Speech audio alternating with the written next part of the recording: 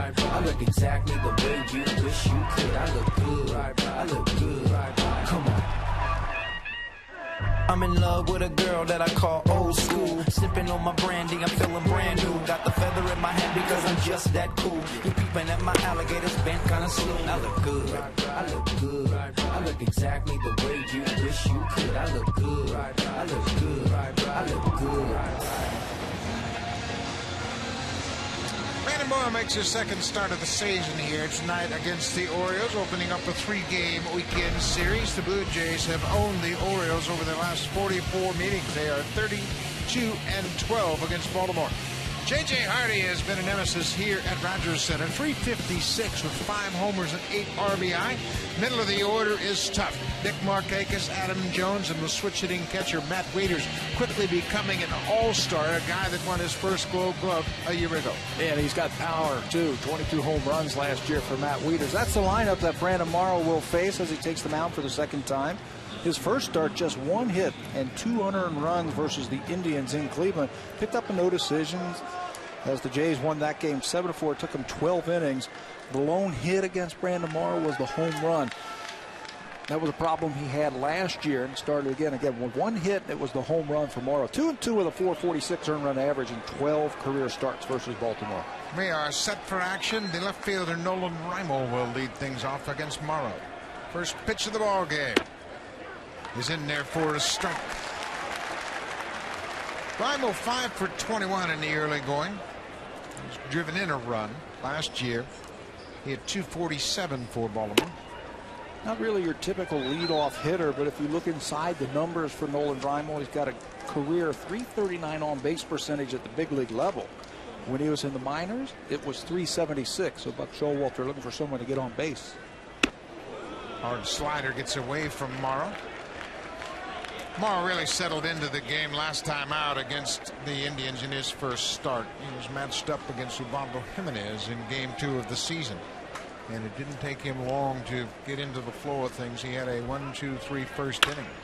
That ball is driven toward the gap in right center field. Rasmus looking up. It's off the wall. Reimold is headed for second. He'll lead things off with a stand-up double. Told you he wasn't your typical leadoff type of hitter. He's not a punch and Judy hitter. He can hit the ball out of the ballpark. This is where Brandon Morrow is going to have to get the ball down. Home runs were a problem for him last year, and Reimold just misses one as he hits it halfway up the wall in right center field. So the Orioles get something going early against Brandon Morrow. J.J. Hardy, what a season he had a year ago. He tried Troy Tulowitzki for home runs by his shortstop with 30. Makes a first pitch strike for Morrow.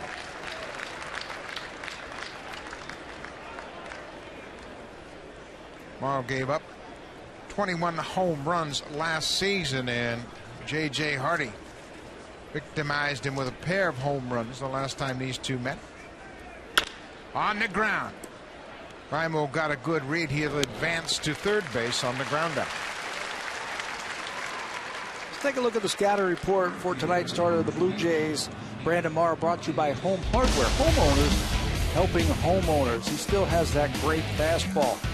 Morrow last year, 94 miles an hour, which was best on the team. The AL average is at 91. He'll use his fastball, but this year the splitter, the slider, and he's mixing in a few more curveballs. Backing off a little bit on the miles per hour to get a lot more ground ball outs. He is a different pitcher than what we saw last year. Infield is in with Markakis at the plate. He's late on a fastball. The Blue Jays have scored 29 runs in 6 games, but John Farrell wants to try to cut down this runner at the plate early going. Normally you'll concede that run, you'll play a little bit deeper, but the infield is in. You know, here's another thing, Buck, with Brandon Morrow. It always seems like he has a little bit more in reserve when he needs it, when he needs that big strikeout.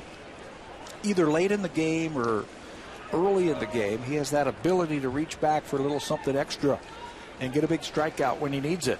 Ball on the strike. Markakis fights it off and fouls it into the seats. Boy, it's nice to be able to dial up 95, 96 in a tough situation like this. And as a hitter, you start thinking fastball and you're thinking 95 or 96. You say, boy, I got to get that ball. I got to get started a little bit earlier to catch it out in front. And that's when Brandon Morrow can drop that breaking ball on you. 1-2. Breaking ball. He got away with one there. That pitch is one that Markakis can drive to the outfield. Just didn't finish that way. Looked like he casted that, meaning he threw it instead of reaching out front and finishing it over his front side. It looked like he threw it from the side. Markakis is getting a good read on Morrow in this first at bat. Got a piece of it. That hard slider, Markakis was able to foul it off at home. Just get a piece of it. And for a pitcher to be able to say, okay, I'm going to bury this one down, he's got to have a lot of confidence in his catcher. J.P. Arancibia has done a great job so far this year in blocking balls in the dirt. Another 1-2 pitch. Reimold at third. There's just exactly what you were talking about. Arancibia has really improved his technique more than anything at going after these balls in the dirt. And it all starts in his position where he sets up. He's quicker getting the glove down. And when you're quicker getting the glove down in the dirt, you can fall to your knees and just secure that baseball.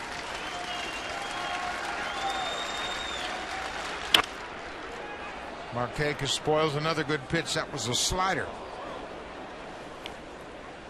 Nick Markakis, the right fielder for Buck Showalter's Orioles. Terrific defender. He's lost his power a bit. Power numbers were down last season. Here's the 2-2. Driven toward left. Thames came in a couple of steps. He makes the catch. Here's the throw toward the plate. Reimold tags and scores the first run of the ball game. The leadoff double is cashed in immediately on the sac fly by Nick Markakis. Orioles playing small ball, if you will. Good at bat for Markakis.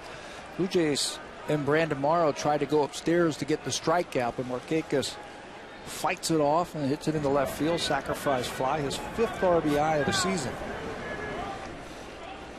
Cleanup hitter Adam Jones will step in with 2 outs. Jones off to a good start, hitting .292. Orioles swept the Minnesota Twins to open the season at home. Then they were swept by the Yankees. Jones doesn't waste any time going after the first pitch. 25 home runs last year for Adam Jones, which was a career high. This guy just keeps getting better and better every year. 26 years old now. Bounce past Escobar into center. Jones with a big turn around first. Rasmus comes up throwing. Here's a throw to first base. And they got him. Oh, man. Good defense again. Wayne Kirby, the first base coach, is arguing with Darryl Cousins that Jones got back, but what a heads-up play by the Blue Jays defensively. Now Buck Showalter comes out to pick up the argument with Darryl Cousins. Colby Rasmus does a good job to get the ball back in quickly. Look at Escobar. No hesitation whatsoever, and Lind is ready for the throw. Everybody on their toes here early.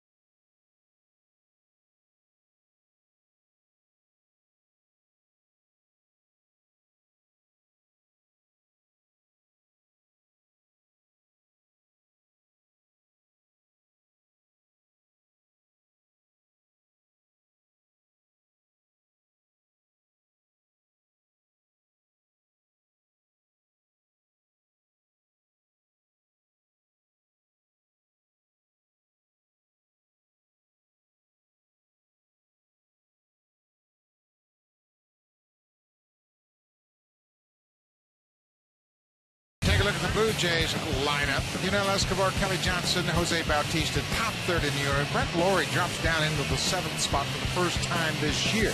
But he's hit 4 of his 9 career home runs against the Orioles. And the pitcher he's facing tonight, Tommy Hunter, the first at bat in the big leagues. He singled and drove in a run against Tommy Hunter in Baltimore. That was exciting when we saw that in Baltimore. This is Tommy Hunter's second start of the season. He's had a nice start to his year. 7 tidy innings last Saturday versus Minnesota. He gave up 2 runs. Both of them were unearned, just like Brandon Morrow's start. He gave up 6 hits and a walk. 3 strikeouts for Hunter. He doesn't throw very hard. He's always going to be around the plate. He's got a 4-pitch mix. One key, I think, for the Blue Jays tonight, you got to swing early in the count.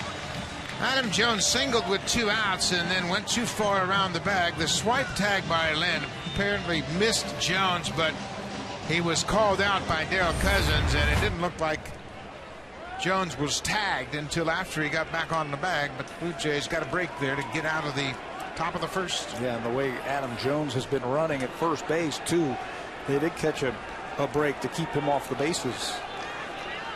So the Blue Jays are down early. Escobar will start things off against Tommy Hunter. Goes after the first pitch and bounces it foul. Interesting, when I talked to several Blue Jays players about Tommy Hunter, they all said the same thing, that he is much tougher out of the bullpen than he is as a starter. Has a little bit more velocity, and he focuses on that sinker and slider. He just seems to be a much more confident pitcher. Working out of the pen. There's a drive towards center. Jones got a good jump and hauls it in. Well, let's take a little bit closer look at tonight's starter for the Baltimore Orioles, Tommy Hunter. Here's what he will feature. There's the 4-pitch mix, the fastball he'll use. It's got a natural cutting action to it. The cutter you can add to the fastball, slider, a curveball that's a looping type of slider. Curveball's not too bad. He's got decent arm motion, very good competitor, he's a very good fielder on the mound. But he'll throw a lot of strikes. Kelly Johnson looks at a first pitch strike.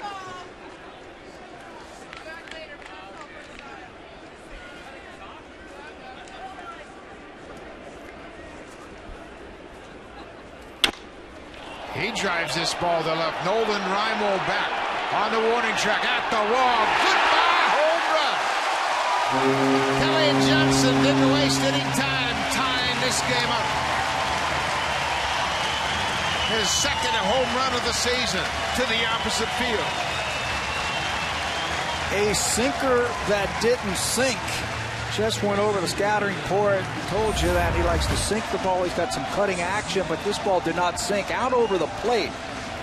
Kelly Johnson's first home run came in Cleveland to dead center field. This goes opposite to left field. He has power. 21 home runs last year. This is number 2. Back to square one. Ball game is tied 1-1. Jose Bautista looking to get untracked. Had 3 hits in the opener. He's 1 for 19 since. Had a little bit of a get together with the hitting coach Dwayne Murphy prior to batting practice today, and they believe they've identified the root of the problem. 2-0. Bautista hit an awful lot of balls up the middle and to right field. We made a comment even in the first game. He had 2 hits in the extra inning game to right field. But you can see the Orioles might be just exactly what he needs to get going. And he takes the walk. A 4-pitch walk from Tommy Hunter. Directional hits. Jose had 1 hit to left field, and that was the home run. Dwayne Murphy missed 2 weeks of spring training, attending to personal matters, and when he got back, he was surprised to watch Jose Bautista during batting practice hitting the ball up the middle and to right. Jose got away from his strength a bit. Adam Lynn with Bautista at first.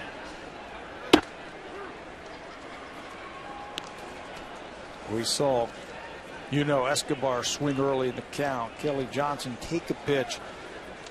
There are stats all over baseball about pitchers and how much they throw strikes, especially early in the count. Ball hit on the ground. Chris Davis goes to second for one. Back to first. Nifty double play. A 3-6-1 double play turned by the Orioles. But the home run, number 2 on the season for Kelly Johnson, goes to left. We are tied at 1.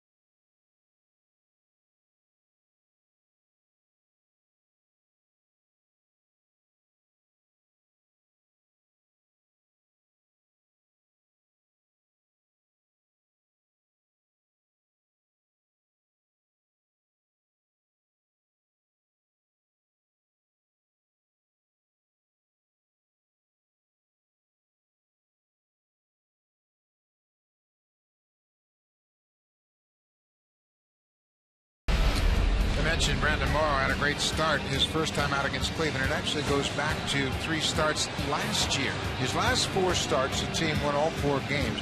His ERA, a very impressive 0.64. The opponent's batting average 132. That just reflects the quality stuff that Morrow takes to the mound every single night. How about that whip?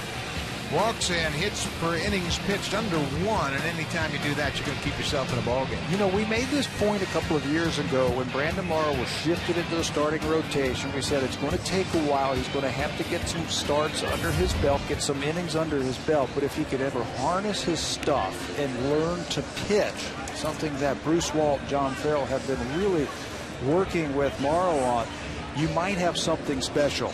And I'm telling you, Brandon Morrow looks like a different pitcher this year than the one we saw just 2 years ago. He sure does. He is very much under control. He knows now that he doesn't have to throw every pitch max effort. He made his first start with the Blue Jays on the 9th of April, 2010 at Baltimore. He went 5 innings, gave up 4 hits, but he had 5 walks and threw 84 pitches. Man, has he progressed from that point. Switch hitting catcher Matt Wieters will stand in against Morrow.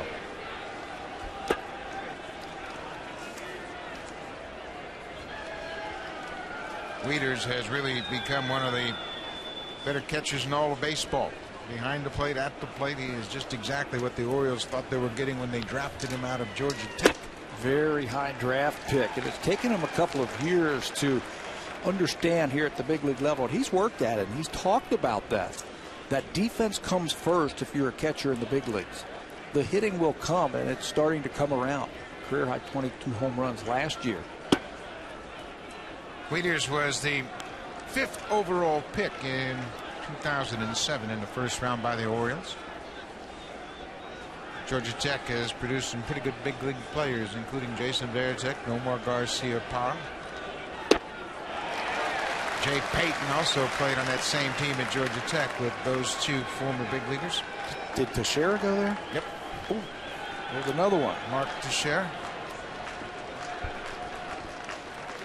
Brandon Morrow. Pitched collegiately at Cal. Where's that? That pitch looked pretty good. That fastball, he went right down and away and didn't get the call from Jim Wolf. It's a full count. He is able to reach back for a little bit more. He's been 91, 92 so far in the first inning. That time he reaches 96 with his fastball. Aaron Sevilla can't hang on to the foul tip. Well, that's that point you were making earlier about the ability to call up a little better fastball when you get in a tight spot. So what does he do right there? 3-2. He lays off and throws an off-speed pitch. 10 miles an hour difference. Something that he was really stressing in spring training. Leadoff walk to Matt Wieters. Two areas of focus for Brandon Morrow this year. Pat mentioned keeping the ball in the ballpark. He gave up 21 home runs a year ago, and the base on balls. And I think he understands that now, and that's been the theme preached all spring long by John Farrell. Pitch to contact. And that's why his pitches per inning last year, 17, second highest on the ball club last year. In that first start versus the Cleveland Indians, he threw 106 pitches to get his 21 outs, an average of about 15 an inning. That's real good. Now he's pitching out of the stretch with Wieters at first. Wilson Bettermeat, the DH. Excuse me, tonight he's playing at third base. He's starting at third for the second time. He's a switch hitter, and there's a strike. Bettermeat was signed as a free agent in January to a 2-year contract. Those are his numbers for his big league career. He's played 701 big league games.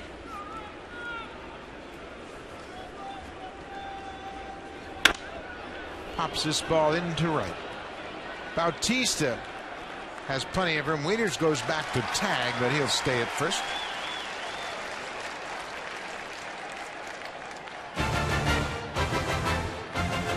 The all-new 2012 Honda CR-V. Yeah, it does that. Honda, the official vehicle of the Toronto Blue Jays.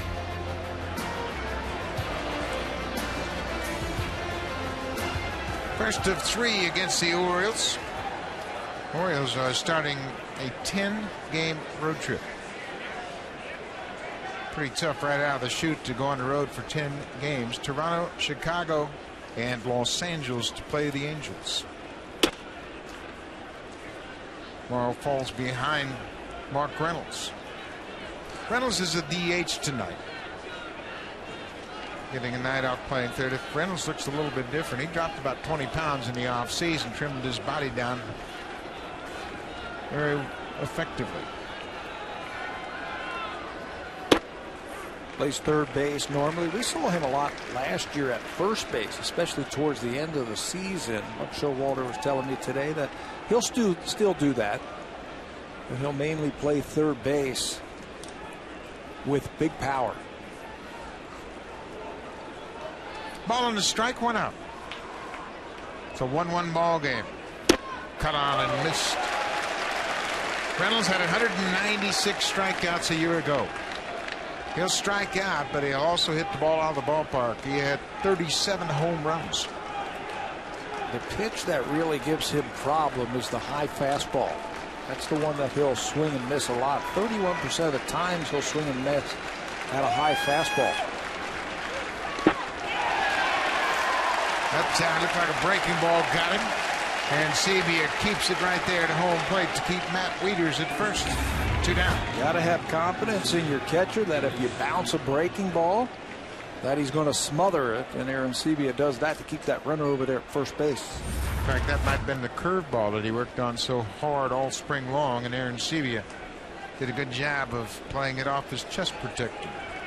First strikeout of the game for Morrow. Chris Davis, who was acquired by the Orioles in that deal along with Tommy Hunter last July, coming from Texas in exchange for Koji Uehara, the relief pitcher. Davis is a lot like Mark Reynolds. Big time power, but you got to live with a lot of the strikeouts. Late on that pitch, and he fouled it back. Davis just looked like one of those guys that was going to develop some dramatic power. See his number since the trade in 36 games with the Orioles. He has 2 home runs, and he certainly has much better power than that, but his consistency or lack thereof has been a problem. Hits this ball to the opposite field. Thames on the run, on the track in front of the wall, and makes the pitch. A leadoff walk doesn't do a thing for the Orioles. Blue Jay hitters have been hot, especially Edwin Encarnacion off to a good start. Eric Thames looking to get hot, and Brett Laurie. He loves the Orioles.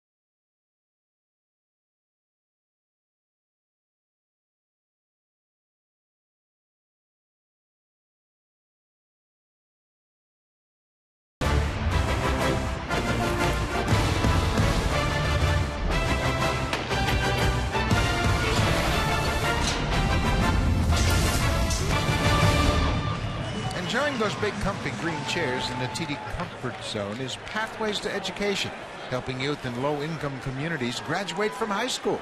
The TD Comfort Zone, courtesy of TD.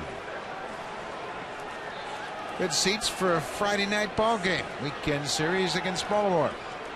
And they're sitting in the front row. Edwin Encarnacion starts things off. Edwin has 3 doubles already, and he has a team-high 6 RBI.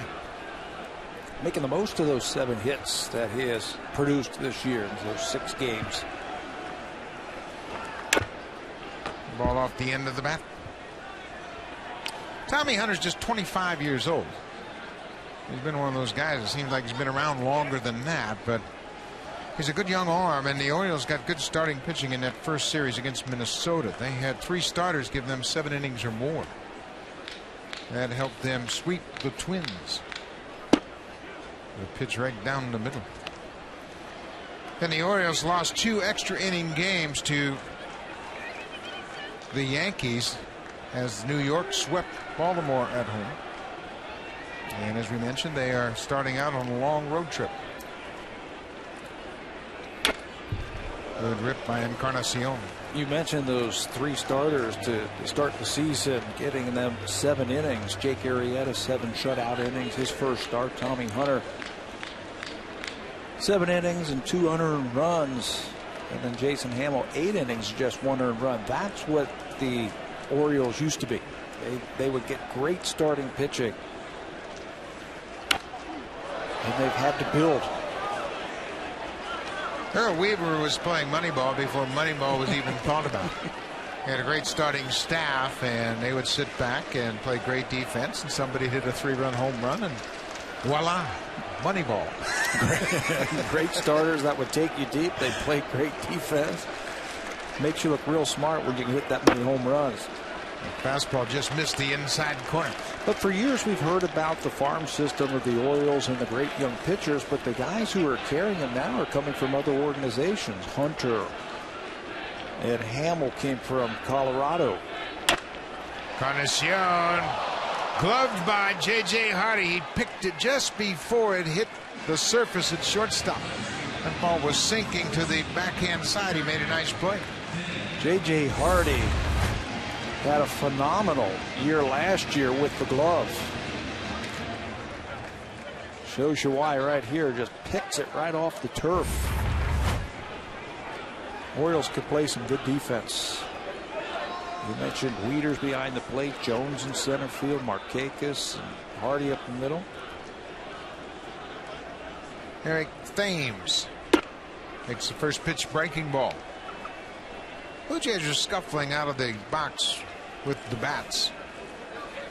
They just haven't hit much as a team, and Eric has that .211 average to reflect that. Dwayne Murphy just kind of telling these guys, listen, don't get so mechanical. Don't try to outthink your opponent. Just get up there and look for the pitch you want. Get back to your strengths. That's what he has said about Eric Thames. There's a high, deep drive into center. Jones turning around and just in front of the warning track. Makes the catch. 2 outs. Brett Lawrie, we mentioned he dropped down to 7th in the orders. Had a little bit of a tough time with the bat, but no problem with the leather. Oh, boy, and the hustle. Look at that determination as he bangs into the wall. He's going to come down that line. He always gives you 100% coming down that line. That time just got thrown out. And, of course, the range and the defense has been there from the beginning. So if you're not hitting, there are other ways that you can help your ball club win ball games. Brett Lawrie certainly can do that. They mentioned he got his first big league hit in his first big league at bat against Tommy Hunter.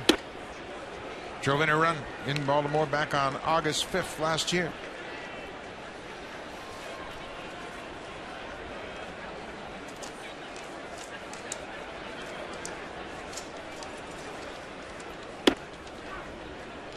Ball on the strike. Brett Lawrie is one of those guys that opposing players like to watch. Adam Jones says he follows Lawrie on Twitter. And he also knows that he plays the game the right way. This ball is popped into foul ground. Davis is there. Lawrie is retired, and Tommy Hunter has a quick second inning. 1, 2, 3 in the second. We're still tied at 1.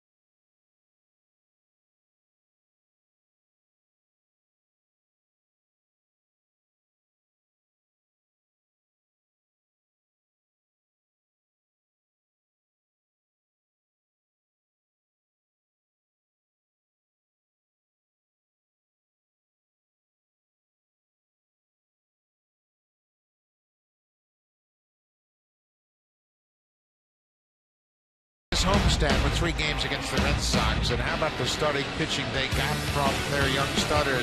Henderson Alvarez opened things up, 4 hits over 6 innings. Then Kyle Drabeck, he was just as good, over 5 1/3. Ricky Romero put a little icing on the cake with his 8 1/3, a 3-hit ball. Check it out, just 1 earned run by each one of these young starters for the Blue Jays.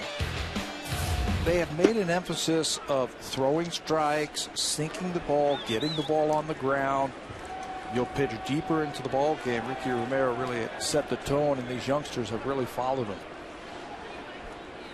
Robert Andino batting in the 9th spot. Well, Andino certainly got a lot of recognition last year for his final at bat of the season as he knocked out the Boston Red Sox and sent everybody home, all the Red Sox. Jim Palmer, the broadcaster for the Orioles before the game, was teasing Andino that he got the manager fired, the GM got fired, and he just did everything with 1 swing of the bat. The closer went to a different league. Closer changed leagues. Papelbon left. Andino said, hey, I didn't have anything to do with them winning just 7 games in September. He's become a much better ball player. When he first came up, he was swing happy. Now he's a little bit more patient at the plate. And he works the count to full, 3-2. Morrow's been throwing a few more balls than strikes. And the thing about Morrow last time out, he was really pounding that strike zone with first pitch strikes. This ball is popped up and it's playable. Kelly Johnson behind first makes the catch. Andino's retired. The all-new 2012 Honda CR-V. Yeah, it does that. Honda, the official vehicle of the Toronto Blue Jays.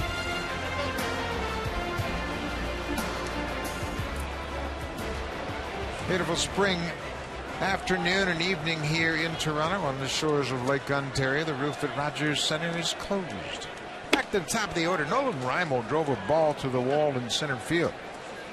His first at bat, a double. He advanced on a ground ball out and then scored on a sac fly.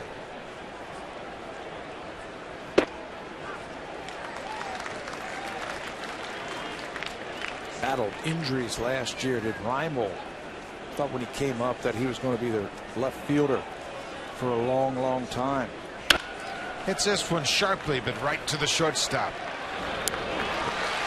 2 down. Well, Patch made a great point about the defense and how they are really playing good defense early in the season, but I think it gets back to the pitchers. The pitchers throwing a lot of first pitch strikes. Keeps them on their toes, keeps them engaged in the ball game. Keeps them ready. Henderson Alvarez certainly can throw a lot of ground ball outs. We saw it from Kyle Drabek. Romero was outstanding. Morrow was really good his last start. We mentioned it in the opening about just 3 strikeouts for Morrow in that game against the Indians, but 10 ground ball outs.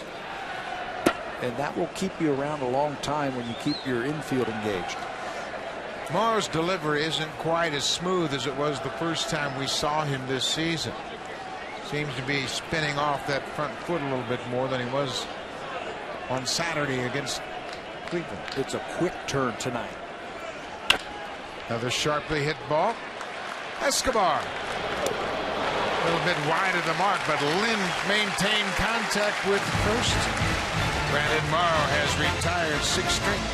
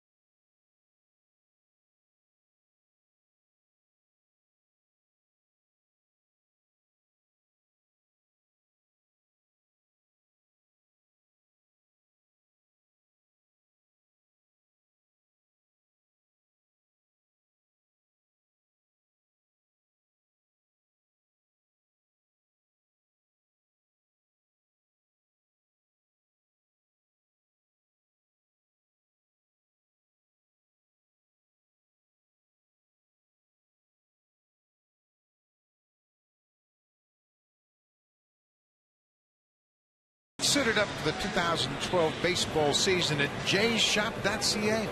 jshop.ca has the largest online selection of authentic Blue Jays caps, t-shirts, jerseys, and more. Visit jshop.ca or call 1-877-JAYS-SHOP. And believe me, folks, the stuff is flying off the shelves. Everybody wants to be outfitted in that new Blue Jays look. Well, you see them everywhere around town. And last night, Blue Jays had their Jays Care Foundation fundraiser here last night at Rogers Center. And they certainly sold a lot of caps. It's everywhere. You like the blue jersey? I like the white uniform. I like this. This is my favorite. Is it?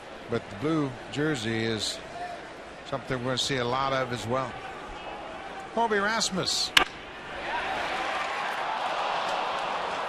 With the defense on their toes tonight, Andino takes a hit away from Rasmus. In fact, he might have caught it off the end of the bat, and Andino got to it. 2 innings in a row now that the leadoff batter for the Blue Jays has been robbed of a hit by the middle infielders. First it was Hardy, and now Andino showing some range, some hops to take away a hit from Rasmus. All kinds of Blue Jays gear, different style hats. Everybody enjoying this Friday evening. JP Arancibia was 2 for 22 on the season, but with 2 hits, he's driven in 5 runs. Was out here very early today with Dwayne Murphy. He too was working on his contact and his swing. Feels like he's tying himself up just a little bit, closing off his shoulder, and he's got too much of an uppercut. He needs to start a little bit early, he was telling me today, and try and hit the ball out in front a little bit more. Swing through the baseball instead of at it. Got through that one, but he was out in front. Pulls it into the seats. You know, it is a reminder that you can't get too excited about spring training numbers.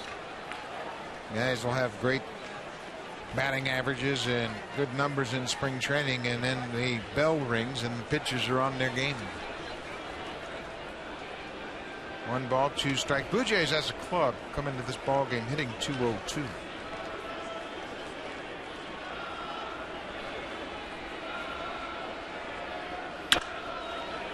Out in front of that pitch. For comparison's sake, the best hitting team in the American League, the Detroit Tigers. Oh, I was going to say, of course, the Tigers. 304. Tigers have hit 8 home runs. They've scored 40 runs in 6 games. In the dirt, 2-2. You don't worry too much. Of course, you'd love to see the guys putting up big numbers early in the season. Let's go to their track record. What have they done in the big leagues? You know Jose Bautista is going to hit. I mean, he has done it. He's a proven big leaguer. Same thing with Lynn and Rasmus. Broken bat. That's going to hang up for Reimold. He makes the catch. If you don't get many hits, you certainly want to make them count, and that's what is happening with the Blue Jays. As we mentioned, that .202 average, that's 11th in the American League, but look what they've done with runners in scoring position. Make them count. Concentrate just a little bit more when you get that chance to knock in a guy. You know, it all evens out over the season. If you've got good hitters, and the Blue Jays have good hitters, that's not a problem. Last year, 5th in the American League in runs scored. And that was with all the holes they had last year. The way it looks right now, the Blue Jays have regulars. They're going to get the majority of the playing time. Last year, they were flip-flopping all over the diamond. Used 8 different third basemen. They used 8 different left fielders, 8 different center fielders. You know, they went through a streak last year. Remember in June, the bottom third of the order was something ridiculous, like 0 for 70 or something like that. I mean, there were just holes in that lineup last year. A little balanced this year. Kelly Johnson's come over and done a great job. Brett Laurie, Rasmus. I don't think you're going to see that from the bottom of the lineup this year. Escobar behind 0-2. Broken bat. Andino backs up, plays the big hop, and Tommy Hunter has another good 1-2-3 third.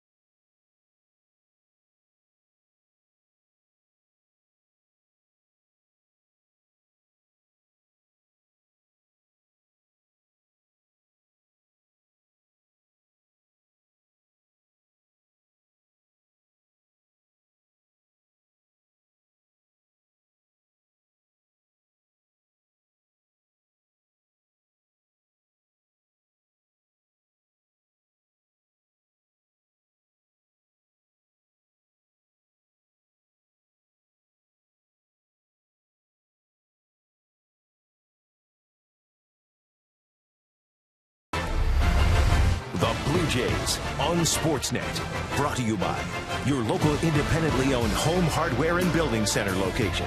Homeowners helping homeowners.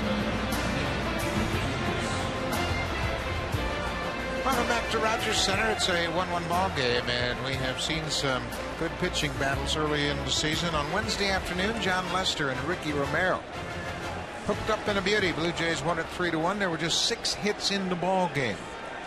How about that series? 3-game Boston series. There were over 99,000 fans in attendance.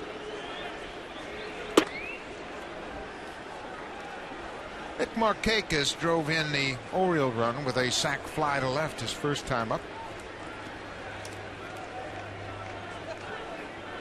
You know what that Boston series proved, at least to me?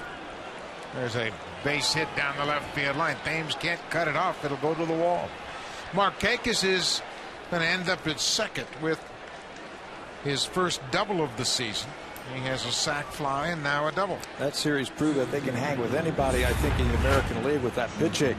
This time again, the ball's up a little bit. Markakis, you mentioned it, Buck, that his extra base hits in slugging percentage has gone down, but no problem here as he inside outs that ball to left field. Same spot where he had his sacrifice fly in the first inning. Markakis with a double. Adam Jones singled to center field his first time up. This time he singles again to center field. Colby Rasmus comes up throwing. Here's the throw toward the plate. It's wide of the mark. Markakis scores. It's 2-1 Orioles. Adam Jones has been very aggressive. He's gone after the first pitch in both at bats. He has 2 hits. He looks good. It looks like he's going to have a big year for the Baltimore Orioles. This is going to be his second RBI. Right back through the middle. Morrow just can't get out of the way as it goes right between his legs. No chance to get Markakis, who runs really well. Throw way off the line by Rasmus. And the speed of Adam Jones, you got to think about him now. 3 for 3 already this season in steals. He told me before the game that he's going to run more, and he thinks it'll help Matt Wieters at the plate. And we've seen this often. Whenever a pitcher is distracted because there's a good base runner at first, he loses his focus and concentration ever so slightly. And maybe that batter at the plate gets more fastballs with some speed over there at first base.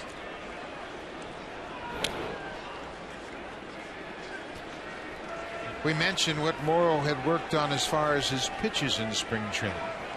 He also worked on quickening his time to the plate, speeding things up, not being so deliberate with runners at first.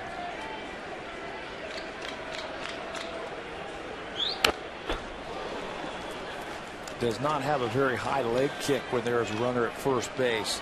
It's more of a slide step, and he can generate a lot of power on his arm even though he has that slide step. Sits back on that back leg.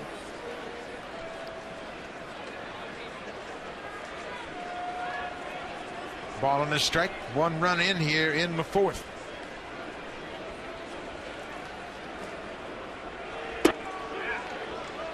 There's a strike. It's 1-2. Matt Wieters made his first All-Star team a year ago. He also won his first Gold Glove. It's hard to imagine, but that's the first Oriole catcher to win a Gold Glove. They have had some good catchers over the years. But you're right, the first one led AL catchers in getting 37% of the runners. Snap throw to first. It's high, and Jones is back easily.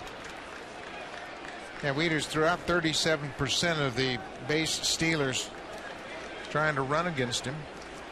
But you think about the history of the Orioles, about the Andy Etchebarren, Elrod Hendricks, Rick Dempsey, of course, was an outstanding catcher, and Wieters is the first in a long line of good Oriole catchers to win a Gold Glove.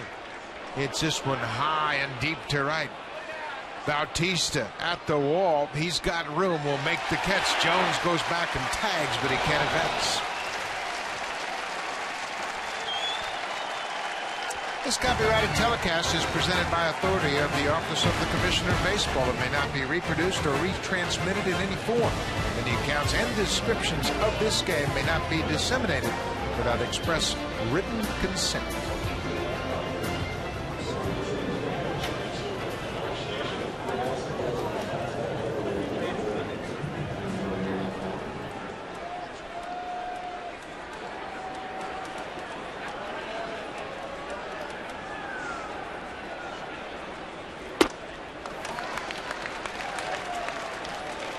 Wilson Betemit goes after a high pitch. Betemit flied to right his first time up. Orioles have taken a 2-1 lead here. Leadoff double and an RBI single.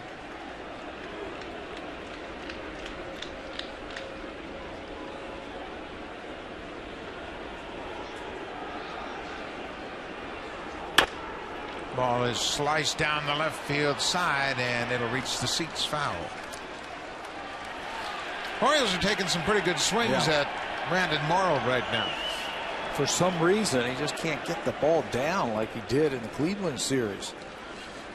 When he went to throw the ball on the outside corner against the Indians, he could do it. Tonight, it's leaking back over the middle of the plate, and it's been up.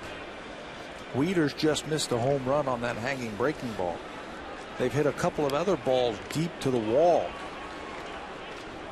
And then Betemit took a nice swing there with one strike against him. Jones with a good lead, not running. This ball is hit to center field. Colby Rasmus on the run. Looks at the wall. He's got room. Jones was all the way around second. He re-tagged the bag and scampered back to first. They're taking some good hacks at him right now. The Orioles are seeing the ball well. Yeah, there's another one. Betemit set back on that breaking ball from Brandon Morrow and sent it a long way to center field. Well, this is the same thing we have seen with Ricky Romero. Morrow himself has done it already this season. Don't panic. Regroup. And just think about pitching your way out of this inning. You know what? Just get outs and get your team deep into the ball game, and things will be fine. You could be going along like Brandon Morrow is, and all of a sudden something clicks, and you start sinking the ball just a little bit more, and you start getting on top of your breaking ball. Mark Reynolds fouls it off. Boy, Reynolds got a powerful swing. He always looks like he's just a fraction of an inch away from hitting a home run. Early in the count, late in the count, 1 strike, 2 strikes. It looks like he has one thing on his mind. He's going to let it go.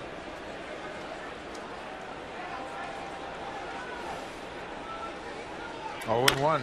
This ball is popped high into the air. Thames has plenty of room. Brandon Morrow gives up a run on a couple of hits, and the Orioles have taken a 2-1 lead. When we come back, Kelly Johnson, who's homered already, Jose Bautista, and Adam Lind.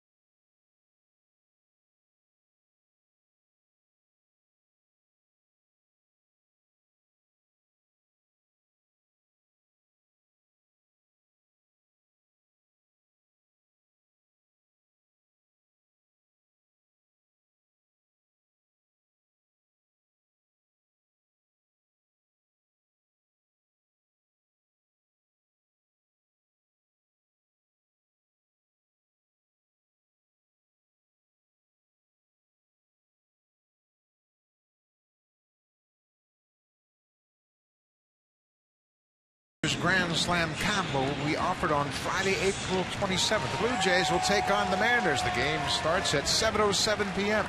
The combo includes one ticket in the 200 outfield, a Lester's hot dog, nachos, popcorn, peanuts, and apple, and soft drink. Tickets start at $39. Call the Blue Jays at 416-341-1234. Log on to BlueJays.com. Great way to start your Friday night. Come to the ballpark and get Lester's Grand Slam combo. Kelly Johnson went deep his first time up. Opposite field home run over the wall and left. Number 2 on the season for Johnson. He hit 21 between his time in Arizona and here with the Jays last year. Second time through the lineup now for the Jays against Tommy Hunter. Let's see if they figure something out against the big right-hander. He's looked sharp. Kept the ball out of the middle of the plate. He's got late movement on his cut and his sinker. Off speed pitch off the end of the bat. Betemit bounces it. Boy, what a play by Davis.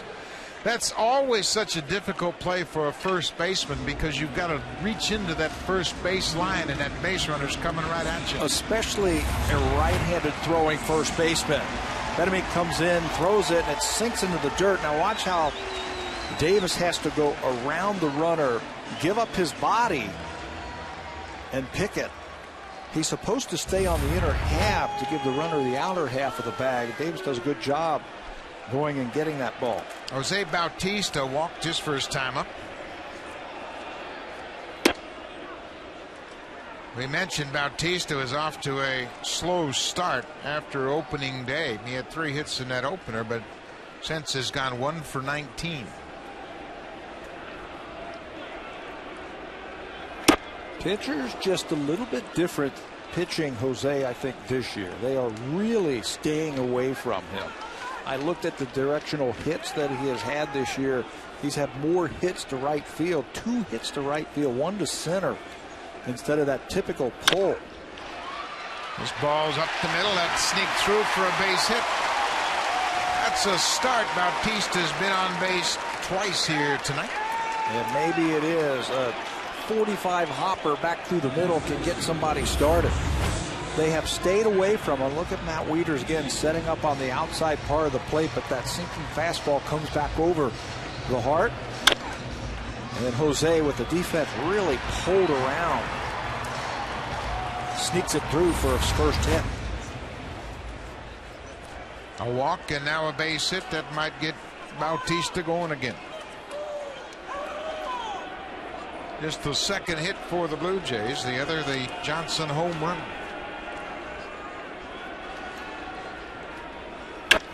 Then goes after the first pitch and drives it to left. Reimold misses it. Bautista's around second. He's being waved home. The throw to Hardy. Here's the throw to the plate, and Bautista is safe. Bautista avoided the tag of the catcher, Matt Wieters, and came back and slapped home plate with his hands, and again we are tied at 2-all. Heads up base running by Jose Bautista. We've said it all along. You make a mistake in the outfield and it costs you runs. You make a mistake in the infield and it's a base runner. This ball is smoked by Adam Lynn. It looked like a high fastball. He hits it. Now this ball is slicing right back to Reimold and he misses it. And when he misses it, it gives Bautista a chance to do some fancy footwork around the plate to score the tying run. It's ruled an error on Reimold. Bautista with a great piece of base running. He also got some help from Edwin Encarnacion. Encarnacion is the traffic cop behind home, and he told him to slide outside. He went around the glove. You get a feel as for the base runner when you're coming down like that.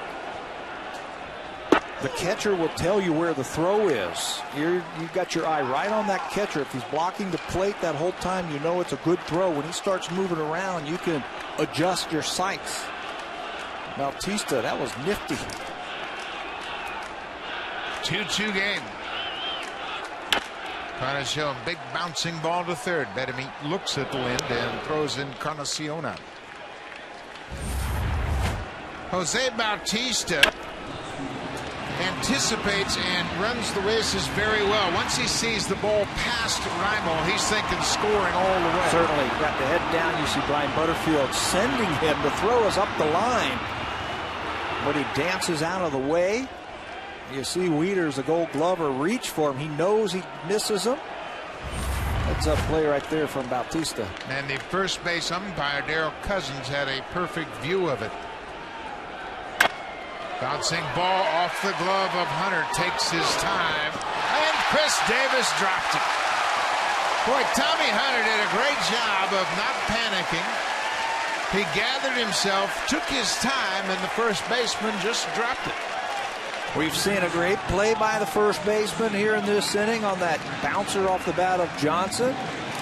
We've seen a great slide at the plate from Bautista. You're right, Tommy Hunter takes a hit away from Eric Thames and a possible RBI. Finds it, and it's the same play. It's into the runner. A sinker into the runner, and it looked like Davis tried to snag it and get out of the way. And it just handcuffed him. He just took his eye off it. Thames wasn't that close to first. 2 errors in the inning have contributed to the Blue Jays tying it up. Boy, you really need to take advantage now. Laurie will bat with runners at the corners and 2 outs.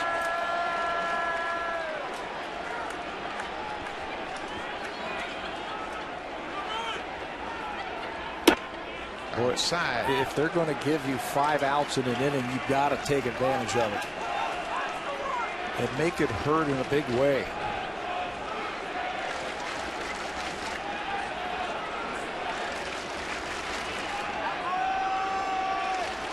Bautista with a 1-out single got things going.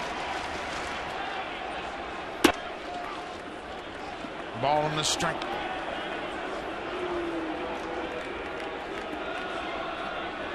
Lynn drove the ball on the line toward the gap in left field, and Reimold just missed it. Might have got in the lights. He kind of reacted as if it may have. 1-1. Downstairs. Well, you talk about getting out of an early season slump. It really makes it easier when you try to hit strikes. Yeah, pitchers have been doing the same thing to Brett Laurie, what they've been doing to Jose Bautista. They've been throwing a lot of slow stuff away.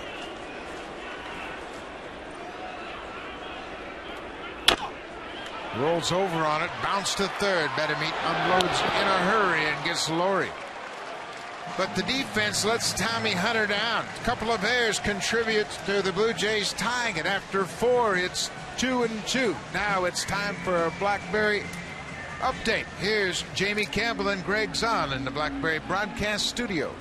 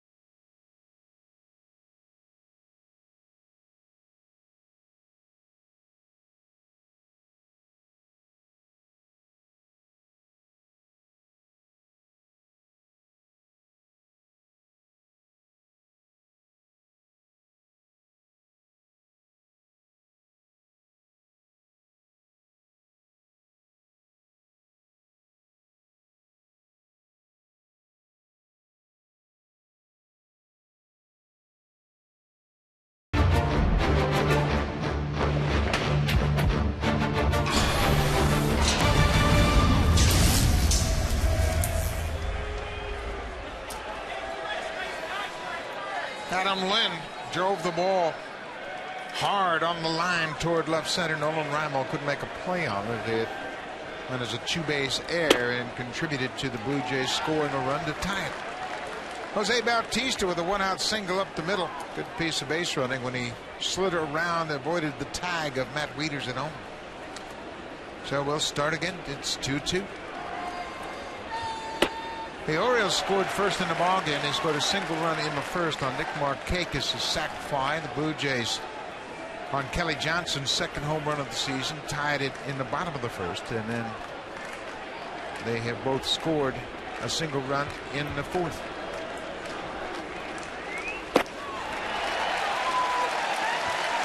Maybe that'll give Brandon Morrow some life as Chris Davis strikes out, first out of the fifth. Looks a little bit determined here. 3-pitch strikeout against Chris Davis to start the fifth inning. After his offense gets it back tied here in the fifth. Morrow with a vengeance against that first batter. Number 9 hitter Robert Andino popped to the second baseman his first time up. Andino has taken over pretty much every day. Brian Roberts, the regular second baseman, has been dealing with concussion issues the last couple of seasons. Roberts was the everyday second baseman last year until May 16th when he had a relapse of the concussion problems, and he's with the ball club now and is actually traveling with the team now, trying to get reacclimated to the stadium atmosphere. Ball is driven to center field. Colby Rasmus turns his back to the infield, watches this ball go into the seats in center. Robert Andino, with his first home run of the season, goes to straightaway center. And again, the Orioles have taken the lead. Well, the fastball for Morrow is just not getting down. And good hitters are going to turn on a good fastball. This one about belt high over the middle of the plate, and Andino covers it. Told you he's become a pretty good hitter. Strike zone awareness that time. Hit that ball to dead center field for his first home run. Andino, with his 12th big league home run, has given the Orioles another lead here. It's now 3-2. There's a good slider.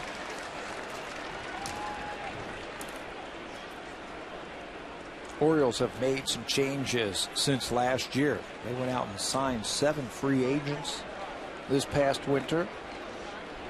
Look, Showalter telling me it's a team that can do different things now. There you go. Second strikeout of the inning. The breaking ball gets Nolan Reimold. Morrow now has 3 Ks. Another breaking ball, and he buries it in the dirt. Orioles have some free swingers on their team. J.J. Hardy has grounded out twice to the shortstop.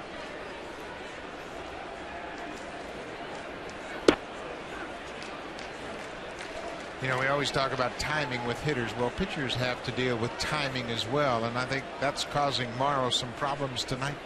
He's not in that real good rhythm. Because of that, that ball continues to stay up out over the plate. What about the extra day between starts for Morrow? He's thrown off of his routine. Last started on the 7th. This is his 6th day instead of his 5th day. I don't think that should really be an issue this early in the season. Just coming out of spring training, haven't really fallen into a rock solid routine, but they all will settle down and work on a regular 5-day rotation. Blue Jays won't need their 5th starter until April 21st against the Royals. 0-2. Hardy pops this one up into left field. Thames comes in now.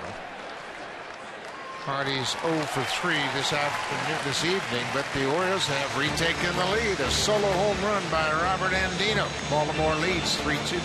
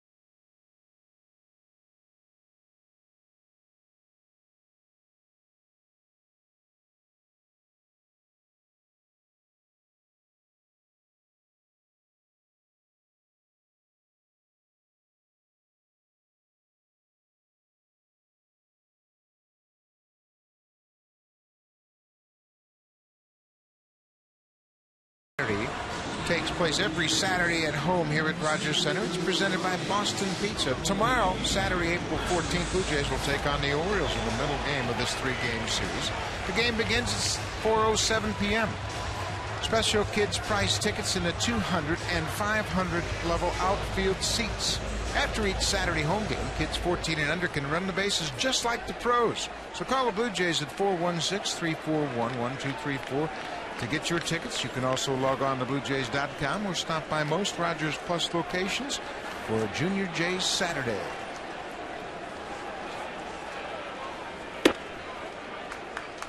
Bottom of the 5th, Blue Jays playing catch up again.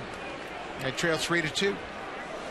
Colby Rasmus was robbed of a base hit his last time up on a liner that Robert Andino made a nice leaping grab of. This time he drives it to left. This ball is carried. This ball is gone.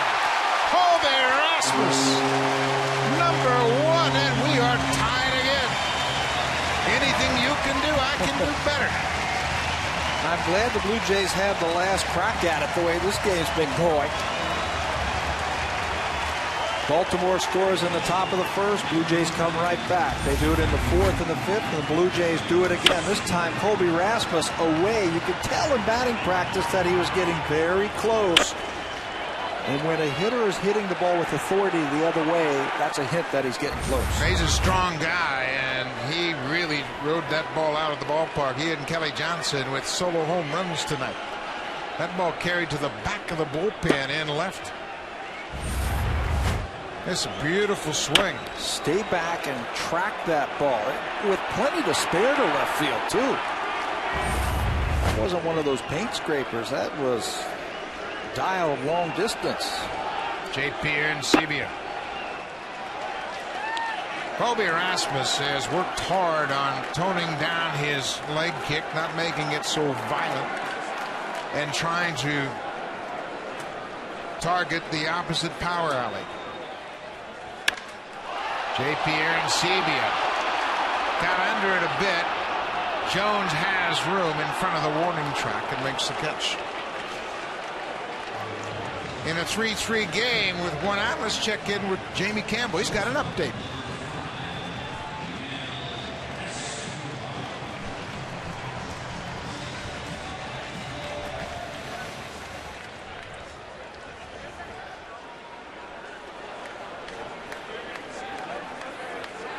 Ellsbury injured his shoulder breaking up a double play at second base, and he walked off the field holding his shoulder. Josh Beckett, 8 innings of 5 hit ball. He allowed just 1 earned run. Home opener for the Red Sox. Kevin Youkilis had 3 RBIs. Big Papi David Ortiz had a pair, as did Ryan Sweeney, who's off to a great start, and Kelly Shopik, the catcher, with 2 ribbies. He beat up David Price today. Yeah. Tampa. Home opener, afternoon game at Fenway. We got one going here. 3-3 ball game. Blue Jays have just 3 hits, but 2 of those hits have gone out of the ballpark.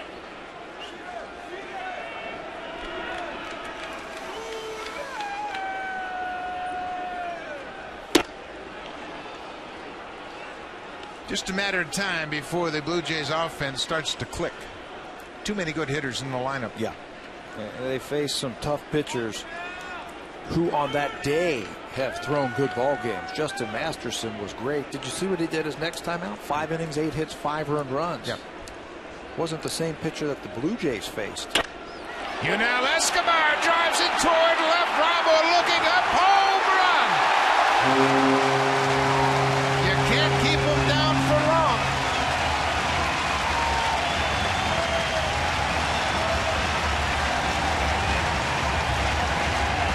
Early in the season, Escobar has got a lot of sinking fastballs on the inner half, and it looked like he's trying to hit it about 500 feet. That time he took a very nice smooth path to the baseball, and look at the result.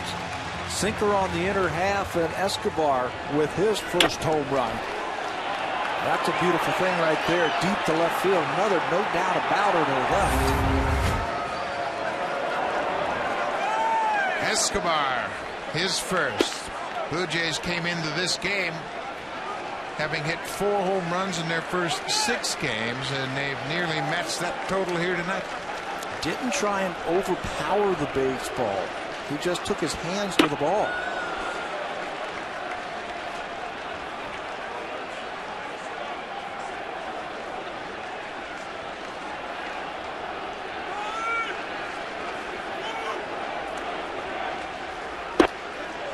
Right where Wieters wanted it, upstairs with the fastball, and Johnson strikes out.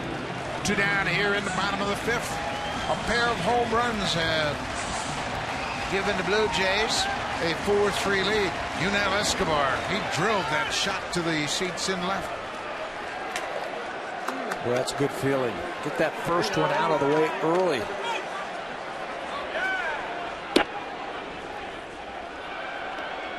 Bautista has walked and singled.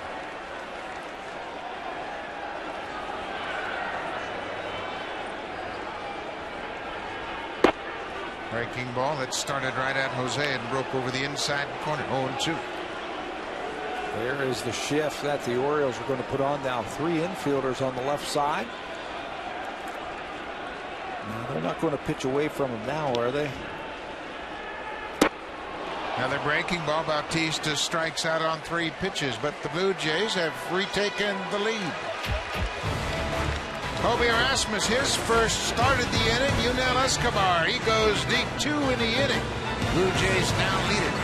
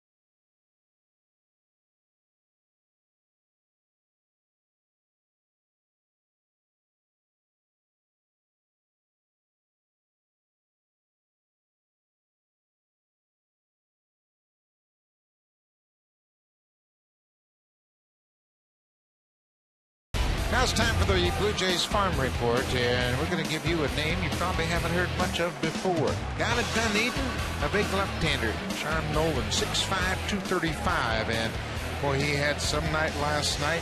His last 8 minor league starts, he's had a whip of 0.97. Another hard-throwing left-hander, Sean Nolan, out of San Jacinto Junior College in Houston.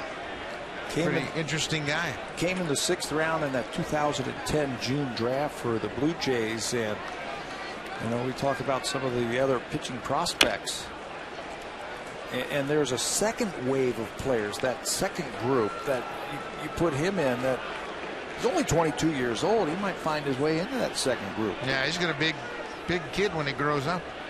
Right now, 6'5", 235. Well, I tell you, you and I both saw that camp. There's a drive toward the gap in left field. Thames on the run, makes the catch just shy of the track. Boy, Markakis has been on everything he's swung at tonight. Hitting everything the other way against Brandon Morrow as the Blue Jays retire him for the 2nd time. But you and I both went over to the Bobby Matic minor league complex all spring long and saw a bunch of big, athletic, talented farmhands, and it's a real bright future for this Blue Jays organization. And we've talked about that first wave, or that first group that looked like big leaguers. But there's also a second wave that's in the group just behind them that are pretty darn good too. That they're going to find their way to the big leagues. We have heard about Drew Hutchison, Deck McGuire, and Chad Jenkins. They're probably the next wave of youngsters to join this ball club. They're in Double-A. There's a good fastball, and that's where he needs to be, down around the knees. Yeah, down. And he just drove that ball to the inner half right there. Jones is in a hole 0-2.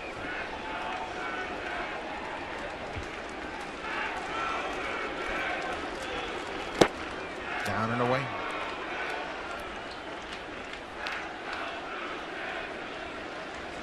Morrow would love to have a quick inning here and get his team back in the dugout.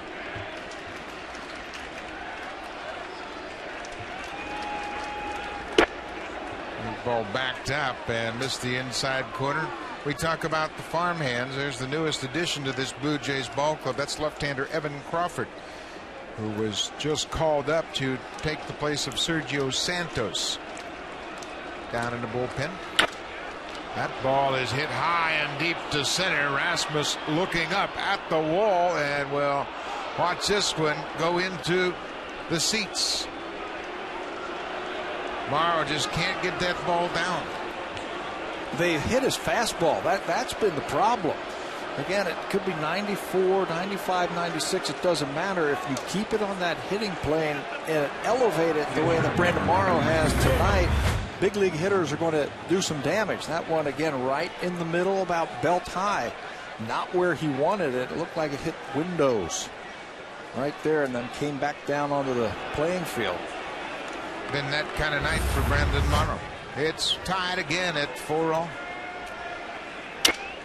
Wieters breaks his bat. Lind will go to the bag and take it himself. 2 down. Let's check in with Jamie Campbell.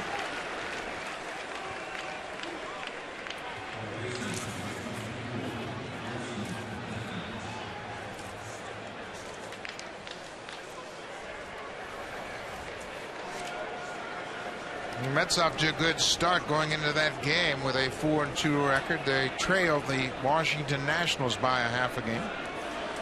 Jones, with his second home run of the season, has tied it at 4-all. Third baseman Wilson Betemit 0-for-2 so far. That's a good first pitch right there. Take a little something off, sink the ball, see if you can get Betemit, who likes that first pitch fastball, to get himself out. This is what's amazing about the successful starting pitchers around baseball. Make 32, 33 starts, and you're not going to go to the mound with great stuff every night. You just have to continue to grind and never give in. That's why you have so much respect for people like Roy Halladay and Cliff Lee, Felix Hernandez, CC Sabathia, the guys who bring it every night and give their team a chance to win it every time they take the mound. And we have often talked to the frontline pitchers and asked them, okay, how many nights do you go to the mound over the course of a summer with everything working? And they'll say 3, maybe 4 times when everything is clicking. I asked Bert Blyleven that question years ago. And here's a Hall of Famer. He said maybe 3 times in 32, 35 starts.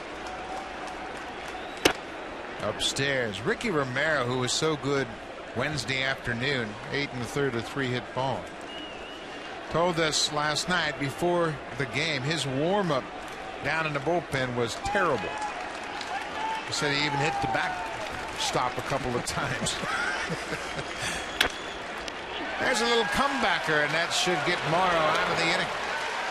But another home run by the Orioles. Adam Jones goes deep to center. We're tied again.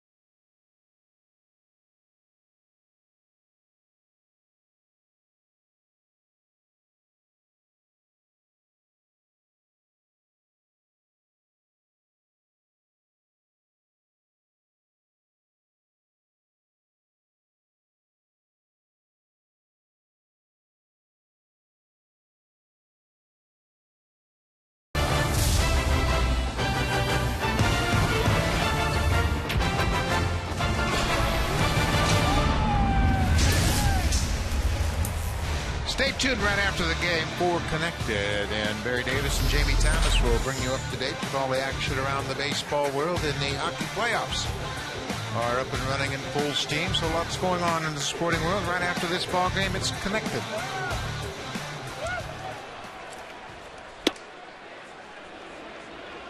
Five home runs so far in this ball game.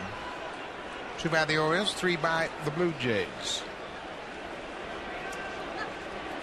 Adam Lind has hit into a double play and reached on a 2-base error by Nolan Reimold.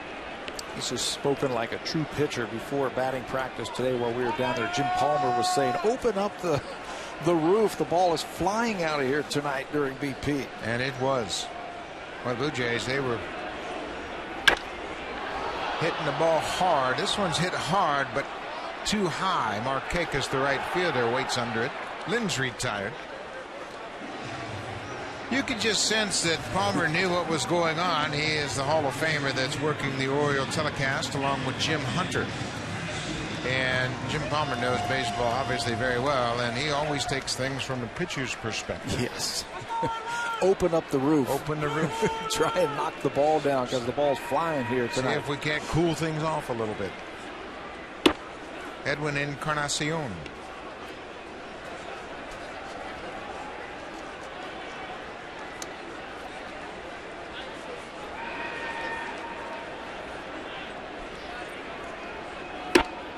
Home run swing on a high fastball.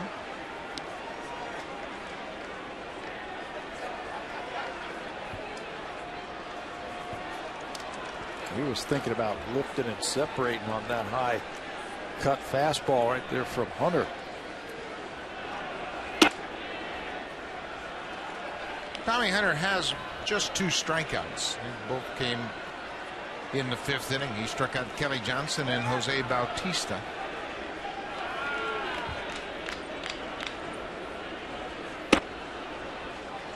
One of the things that he has had to learn at the big league level, he says, is need to change speeds just a little bit more, take a little off when he needs to. Watching the difference in the miles per hour, it's about 10 to 12, which is where you want to be. There's a drive toward left center. Nolan Reimold at the wall, runs out of route. Home run, Incarnacion.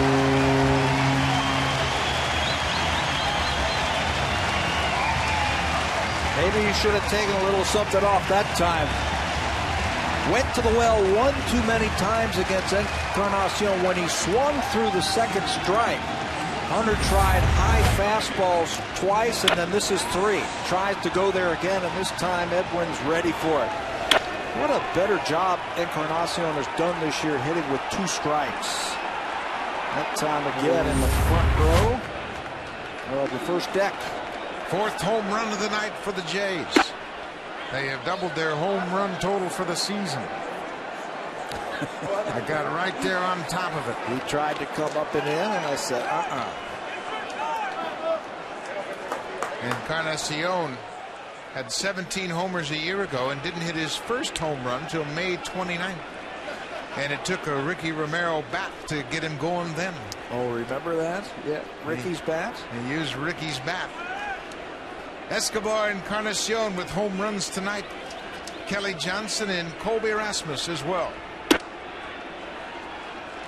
Edwin just picking up where he left off last year. Second half of the year, he hit 11 home runs. That's number 2 this year.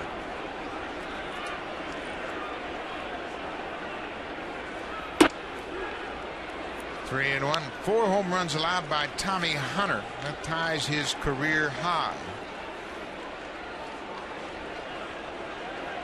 August 13th against the Red Sox of 2010, he gave up 4 as well. That's a shot right past Hunter into center field.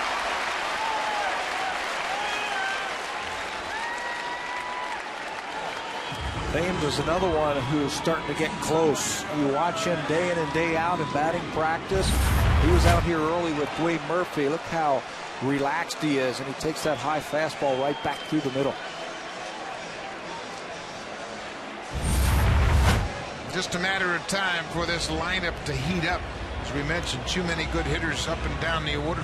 Rick Adair, the pitching coach, out to talk to Tommy Hunter and Matt Wieters. Trying to buy some time as Darren O'Day has picked up a ball and is starting to get loose as fast as he can.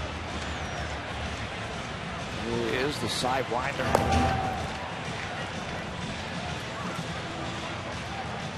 Blue Jays won the season series against Baltimore last year, 12 games to 6. And the Blue Jays have won 29 of their last 34 home games against the Orioles, while scoring at least 5 runs in 17 of their last 19 home wins against Baltimore. They have played some of the best baseball when they play Baltimore.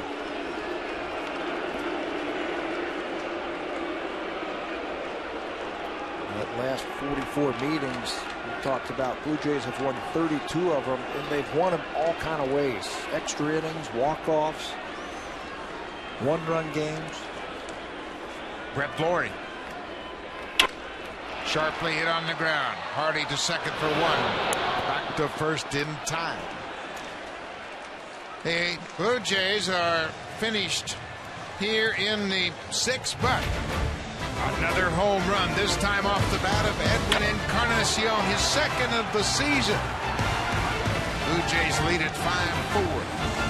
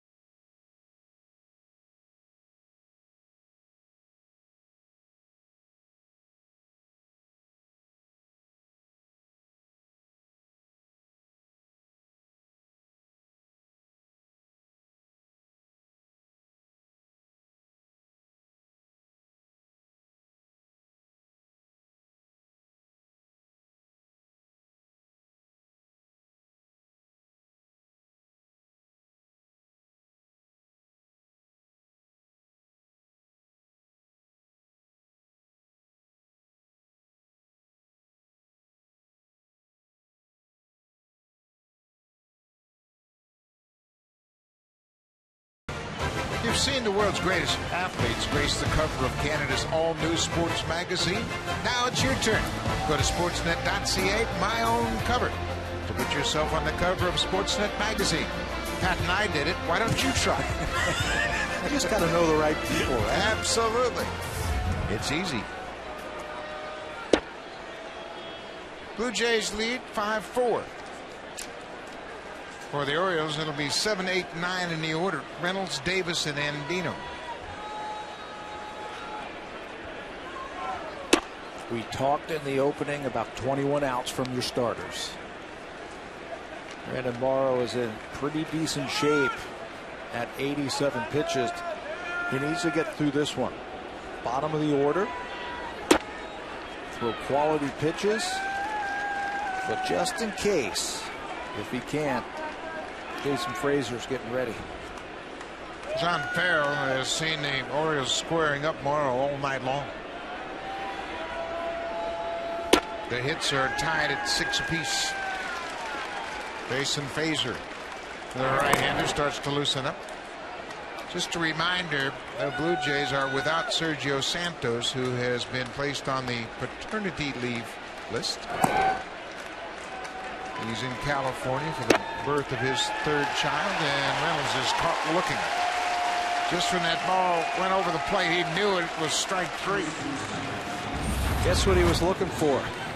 Struck him out with a breaking ball his first time up. He was looking for the breaking ball again, and Morrow crosses him up and paints the outside corner. Strikeout number 4 tonight for Brandon Morrow.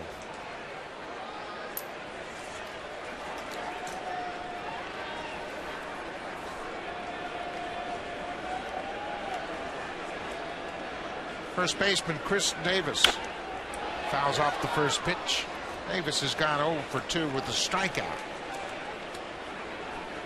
Been 6 home runs in this ball game. Morrow has given up solo home runs to Robert Andino and Adam Jones.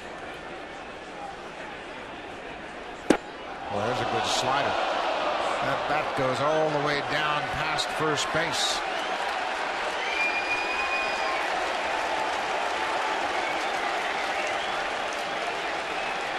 It's a helpless feeling when you see a breaking ball, you go and swing, and you're so far out in front that the bat comes out of your hand.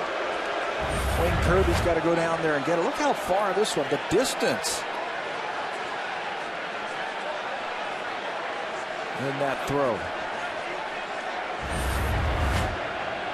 They have retrieved the bat. Davis has a different bat in the box against Morrow. More than likely they'll replace that game bat with another one of Davis's extra bats. The hitters have gamers. I mean, they don't want to lose them. They just feel right. They get them ready. And if they lose them into the stands, they'll go back and make a trade for it. 1-2, 1 out. Fouled off his foot. That goes all the way down to the wall. Warning track fan reaches over and picks it up, and then the security staff returns the bat to the Orioles dugout. And you can bet that fan gets some sort of bat, souvenir. Yeah, probably a bat and a ball. Fouled straight back. You mentioned a great point about Brandon Morrow and 7 innings, and that's the one thing.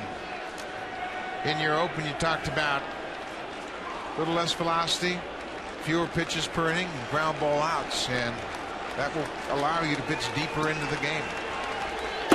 You know, all of that has happened here tonight for Brandon Morrow except the ground ball outs.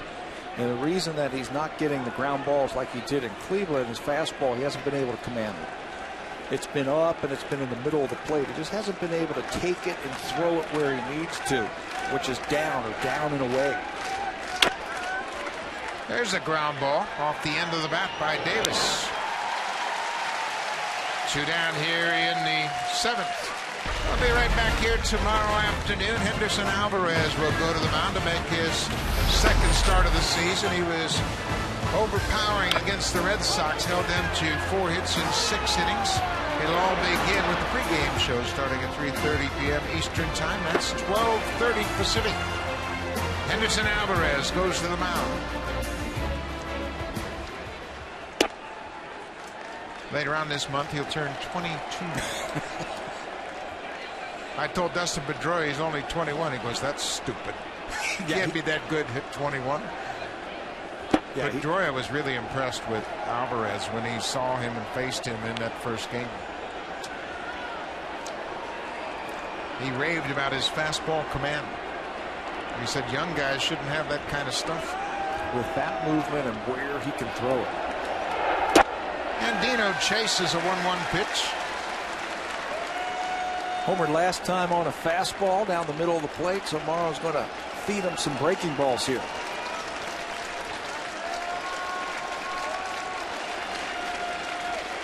$21,988 here at Rogers Center. First of 3 against the Orioles. Pulled foul. There's not a manager in baseball that wouldn't take 7 innings every night from his starter.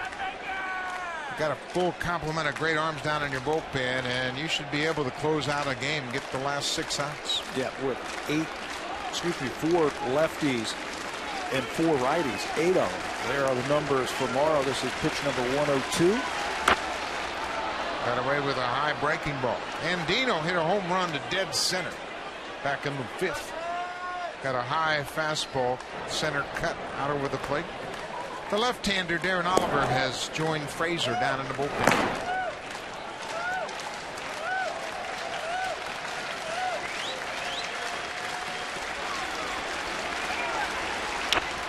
Bouncing ball, Lowry wide of third.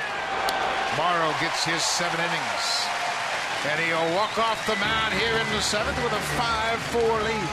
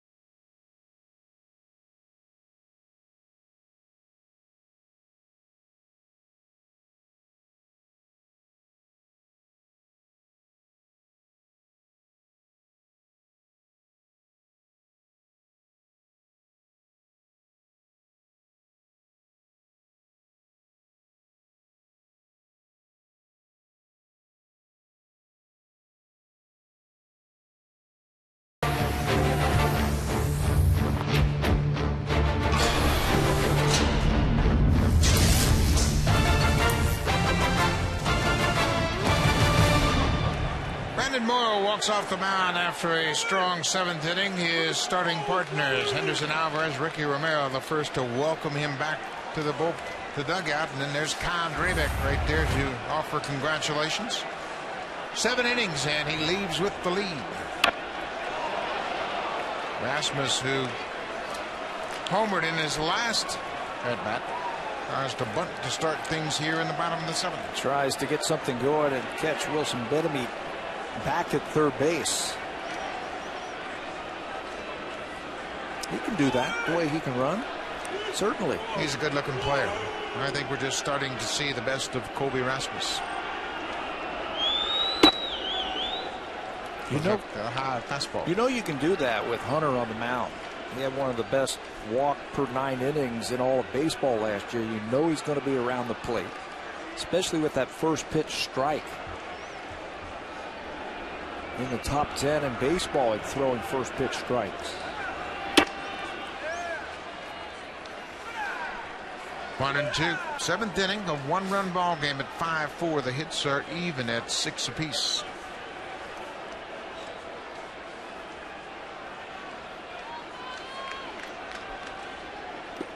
Bounced in the dirt.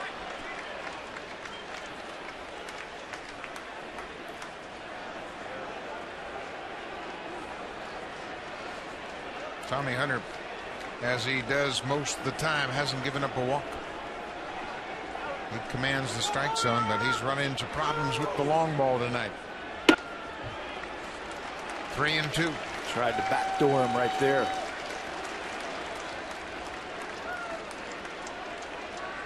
And today still loosening up in the Orioles bullpen.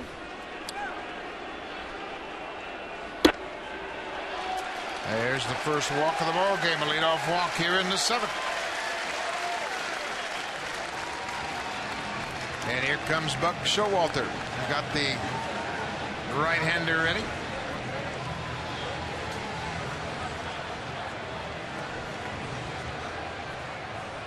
It'll be the right-hander Darren O'Day coming on to face J.P. Arancibia. Blue Jays lead it by 1.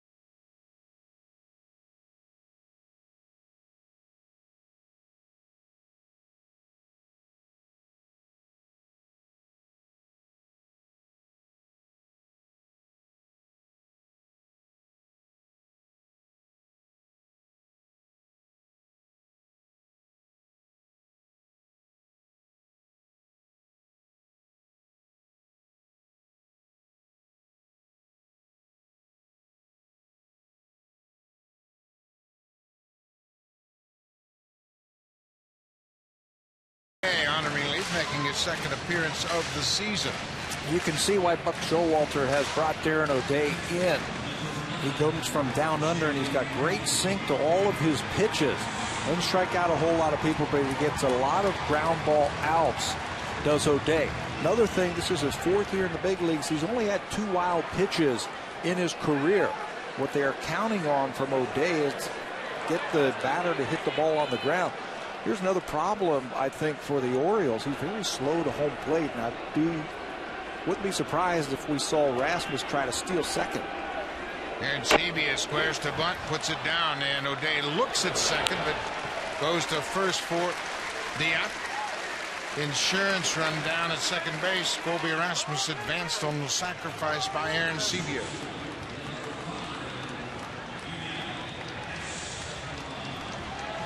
Tried to do that on opening night and was unsuccessful. Thank goodness he did. He thought he had the bunt sign. He has just now picked up his first sacrifice bunt of his young career. Back to the top of the order. Nolan Escobar has hit the ball hard tonight. He's lined to center, grounded out to second, and homered. The home run came in the 5th, and it was a shot to the power alley in left center.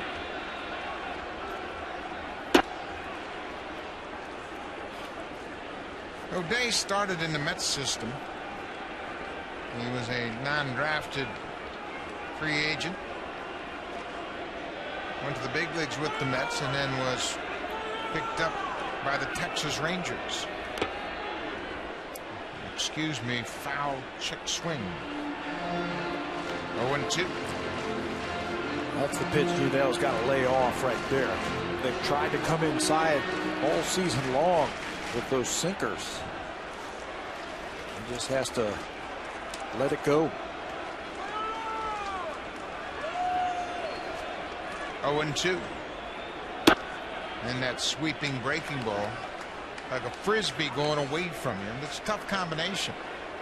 O'Day does a good job of keeping that ball down and in, and then just when you think you can get another sinker, he throws that frisbee. You got to pick one until you get to 2 strikes. Look for the ball in or look for the ball away. And then when you get to 2 strikes, you just have to battle. You just have to see the ball out of his hand just a little bit quicker. I mentioned Tommy Hunter, the starter, had but 1 walk. He walked Bautista back in the 1st. The second walk was to Rasmus here to start the 7th.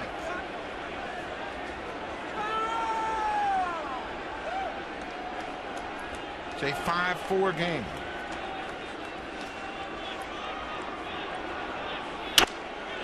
Right back up the middle, but Andino was near the bag at second. Escobar's retired. Rasmus goes to 3rd on the putout. Andino was just hanging around second base to try and keep Colby Rasmus close. And he ended up being in a great spot for that comebacker. Watch this as the pitcher delivers the ball. Looked like it went right through his legs. And there's Andino to keep Rasmus close. Doesn't have time to get back, and he doesn't need to. The ball's hit right at him.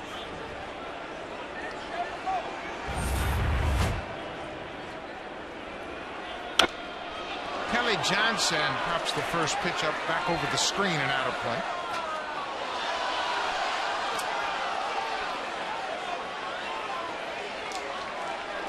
Generally, this is a pretty good matchup for a left-handed batter.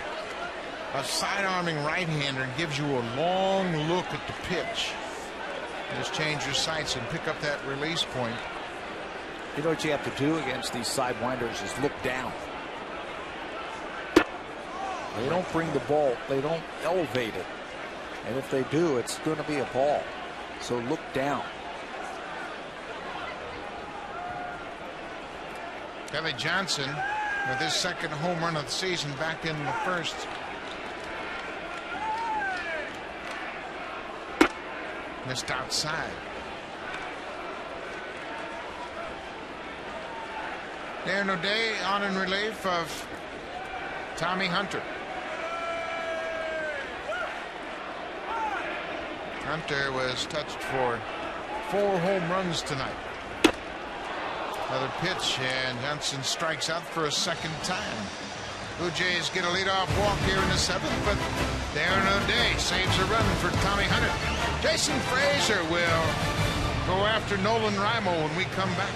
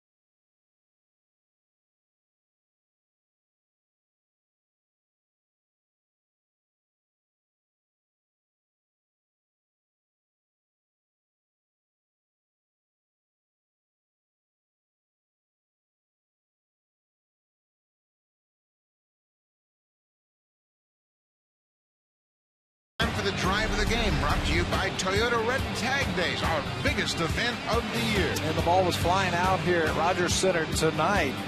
Kelly Johnson's going to get the Blue Jays off and running in the first inning with his second home run. Colby Rasmus, that's his first, an opposite field home run. That's a beautiful swing right here as Andino Escobar gets his first. And then with Encarnacion, the difference in the game right now, his home run has put the Blue Jays in front 5-4. Kelly Johnson number 2, Rasmus number 1. Escobar his first, and Edwin Encarnacion with his second home run as well. Now it's up to the bullpen for the Blue Jays to hold the fort for Brandon Morrow. Jason Frazier will be first out of the bullpen. Frazier will deal with the right-handed hitting Nolan Reimold. And then J.J. Hardy, also a right-hander. Good numbers for Frazier. The veteran has been in this situation. I'm sure he's in here just for the 2 right-handed batters at the top of the lineup here in the 8th inning. As John Farrell starts to put it together, Rajay Davis has come into the ballgame in left field, taking over for Eric Thames. One-run ball game. Davis with great speed now in defensively. Reimold looks at a first pitch off the plate outside. Nolan Reimold doubled in his first at bat. Hit the ball to right center. Scored the first run of the ball game.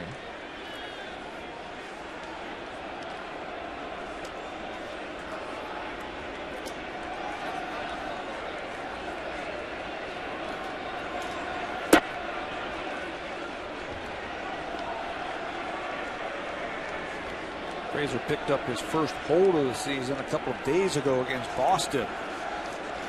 Came in a tough spot, stranded a couple of runners. And they need to get these righties, Reimold and Hardy. There's a strike. 2-1. As we mentioned earlier, and if you're just joining us, Sergio Santos is not with the ball club. Francisco Cordero will close tonight for John Farrell if there is a save opportunity. Hit hard and under the glove of Escobar. Reimold will start things off with a single here in the 8th. So the 9th inning is covered if they need it. It's the 8th inning. That's where we'll see John Farrell make some moves. First move, he brings in Frazier, and this one is hit by Reimold just out of the reach of Escobar. You see him dive and just miss that one. That ball was hooking with some top spin on it. So now the dangerous J.J. Hardy is at the plate with a man on, nobody out.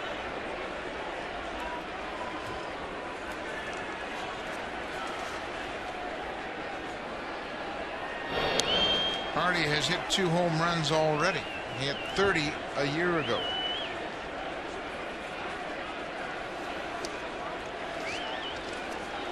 This is how many home runs J.J. Hardy hit the first 2 months of the season last year.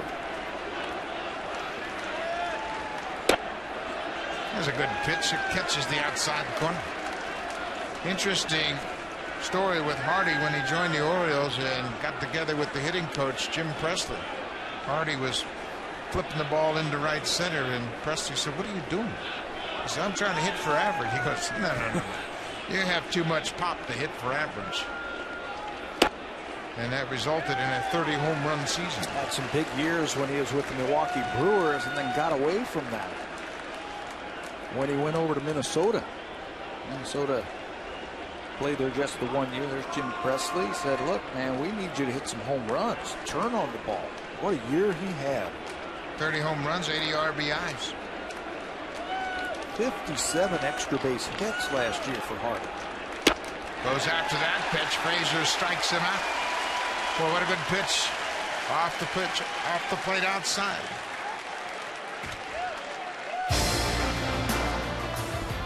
The all-new 2012 Honda CR-V. Yeah, it does that. Honda, the official vehicle of the Toronto Blue Jays.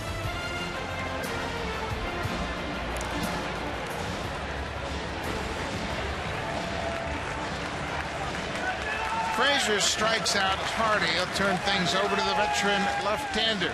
Darren Oliver will come on when we come back.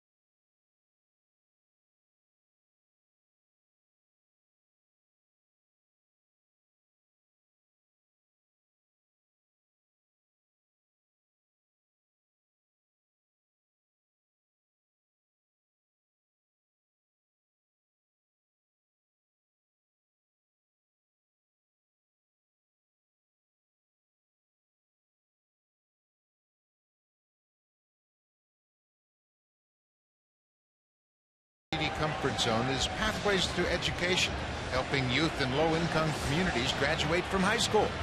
The TD Comfort Zone, courtesy of TD. And they have been treated to a home run fest here at Rogers Center. 6 home runs so far tonight. The veteran left-hander Darren Oliver in with 1 out and 1 on. Already his 4th appearance of the season for the Blue Jays, brought in for these types of situations. Left-handed batter at the plate late in the ball game. Let me see my veteran out there to get out of these types of situations. He's been doing it a long time. He's made 60-plus appearances in 4 of the last 5 years. Over 650 appearances in his big league career. So he's not going to get phased in any situation that he sees. He's made 229 starts, and he is now a specialist. Take a look at the pitching line for Brandon Morrow. He goes 7 innings, allows 6 hits, gives up 2 home runs, walked the batter, and had 4 strikeouts. Just over 100 pitches for Morrow. Second consecutive 7-inning start for the big right-hander. And that's what they are looking for. Whenever they send that starter out there, give me 21 outs minimum. They got it here tonight. So Nick Markakis will step in against Darren Oliver.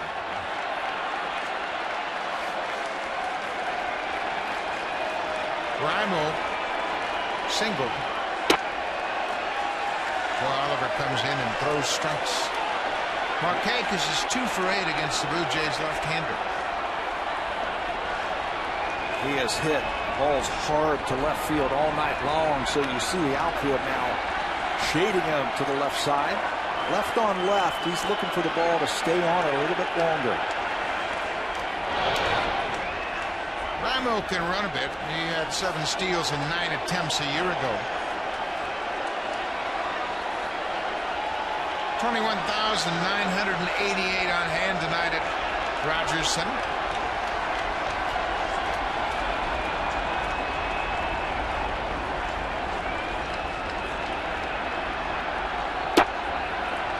Wasn't sure which way to go as Oliver delivered the pitch. Markakis looking down at third. the Marlowe hail. Here's the third base coach. There are the numbers against lefties. Just 143 for Markakis. There goes Reimold, fouled out of play. Boy, he got a pretty good jump. Yep. He was reading him early in the count. Saw something in Oliver. Again, this might be the only batter that Darren Oliver faces, so Casey Janssen is getting ready. Francisco Cordero as well. Oliver has faced Nick Markakis 8 times in his career, so they are both familiar with each other. 1-2, 1 out. Right-hander Adam Jones is on deck.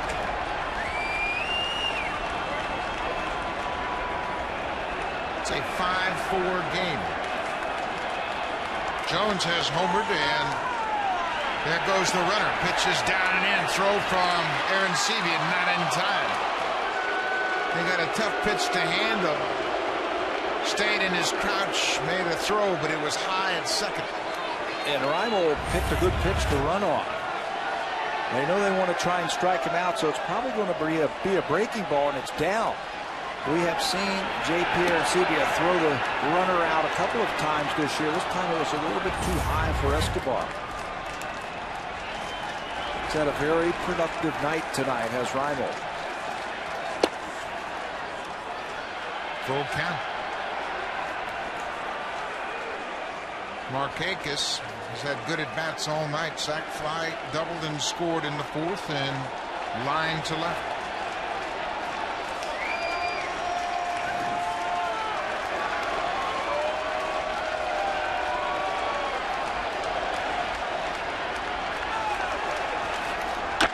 Little tapper over the mound. Kelly Johnson has to make a good play, and he has no play. Markakis runs too well. Little chopper over the mound. Markakis is aboard, and the Orioles have something going here in the 8th. With a runner at second base, the middle infield is playing deep to knock down any ball headed to the outfield. You can see where Kelly Johnson's playing very deep out into the cut of the outfield, so he's got a long way to come. A short hop, and he's off balance, and he's like, you know what, I better not try to make this play. Look how deep he is playing, how far he has to come to get this ball. Smart move right there by Johnson just to eat it. Yeah, he didn't have much of a chance, and he wasn't going to take a wild throw to first. So Jones steps in against Oliver. First and third, 1 out. Goes after the first pitch, down and in. Interesting matchup here, and Darren Oliver has only faced Jones 4 times, but the Orioles center fielder is 0 for 4. But this shows you how much Farrell trusts Darren Oliver. Put the ball on the ground, get that double play, get out of the inning.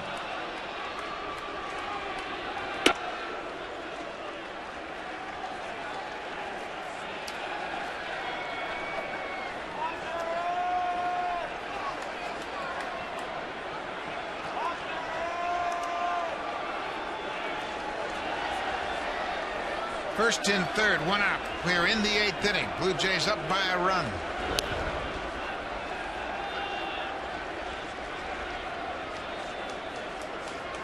Nolan Reimold with his first steal of the season.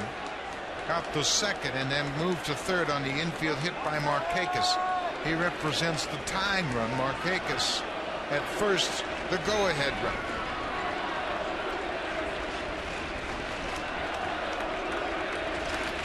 A little bit bigger lead now for Markakis after Oliver has thrown over there a couple of times.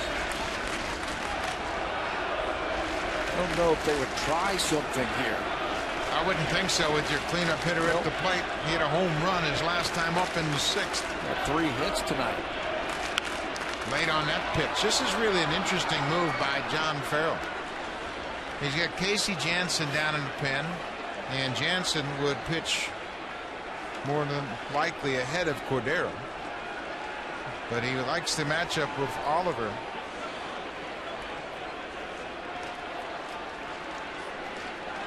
Both should be ready. They had plenty of time.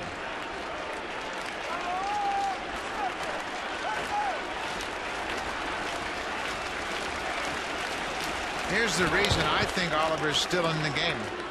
You trust him not to throw anything too good to Jones, and hope he gets Jones out. And Wieters, the switch hitter, is on deck. Wieters much better against right-handed pitching.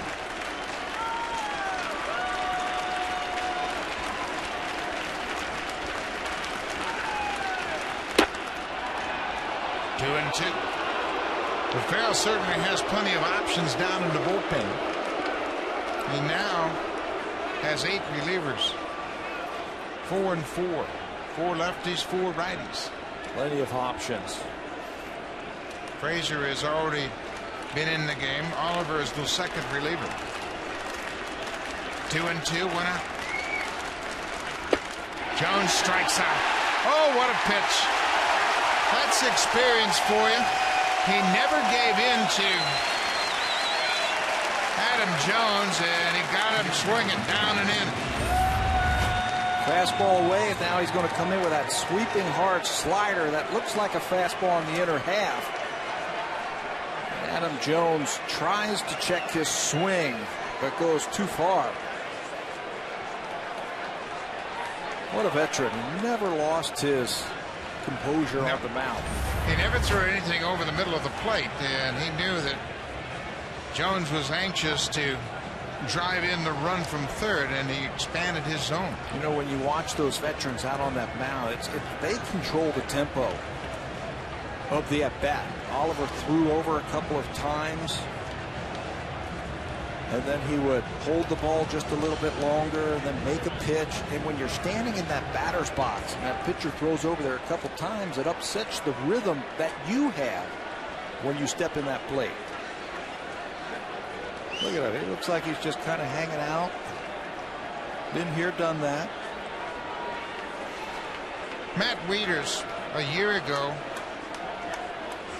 hit .321 with runners in scoring position. 2 outs. Just off the plate inside.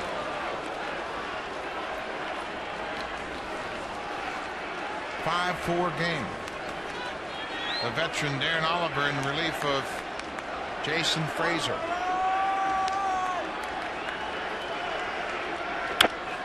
Tapped foul.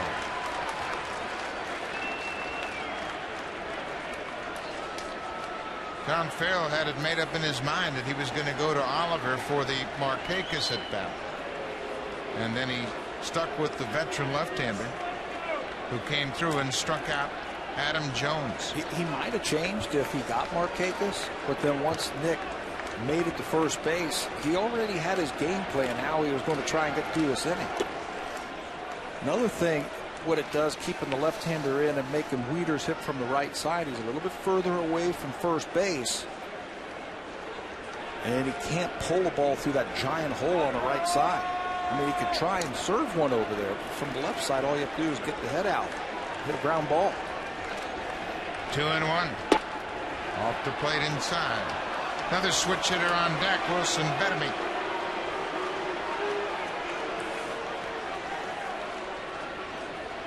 Bettamy is 0 for 3 tonight. Wieters 0 for 2 with a walk.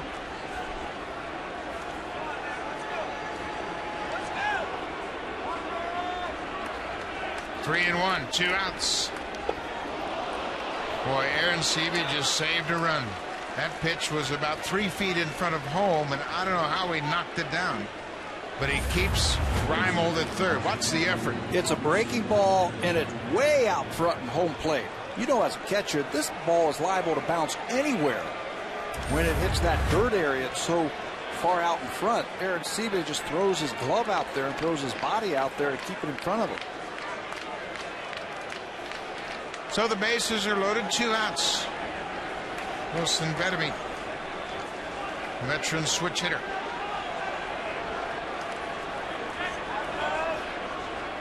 Goes after the first pitch, singles up the middle. Reimold is in to score. Here comes Markakis right behind him. And the Orioles have retaken the lead. A 2-out, 2-run single by Wilson Bettamy going after the first pitch after Oliver walked Matt Wieters to load the bases. He knows he's got to come into him with that first pitch. Bedemead has been around. He has faced Oliver 5 times in his career. This one up and through for 2 runs. The Orioles take the lead. Big hole up through the middle. And the Blue Jays came that close to getting out of it, but Bedemead crosses him up. So Farrell will make a pitching change here. Oliver will give way to Casey Jansen.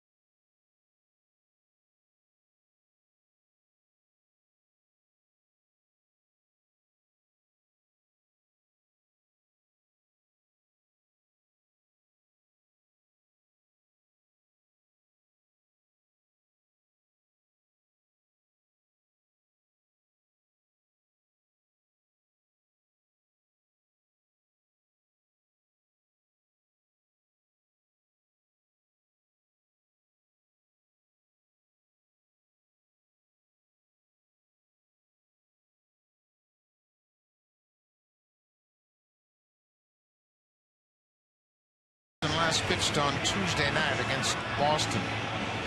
He came in and struck out the first 2 batters he faced, and then a walk, a base hit, another base hit, and a double to Adrian Gonzalez. It was a tough finish.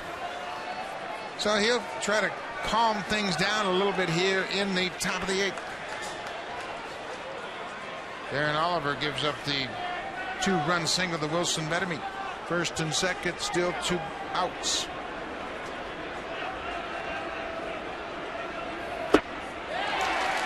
Mark Reynolds goes after the first pitch. Reynolds has struck out twice tonight. He's also flied to left.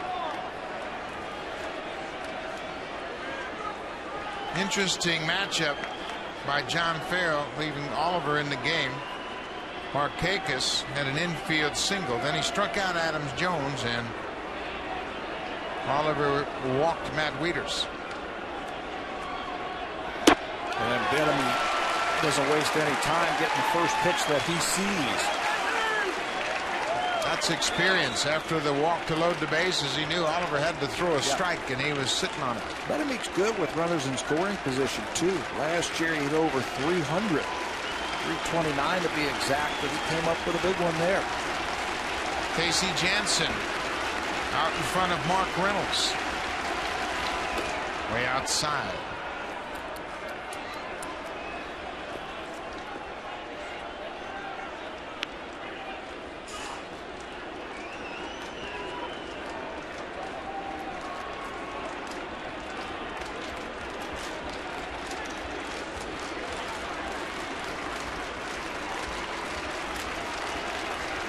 Orioles have scored 2 here in the top of the 8th to take a 6-5 lead.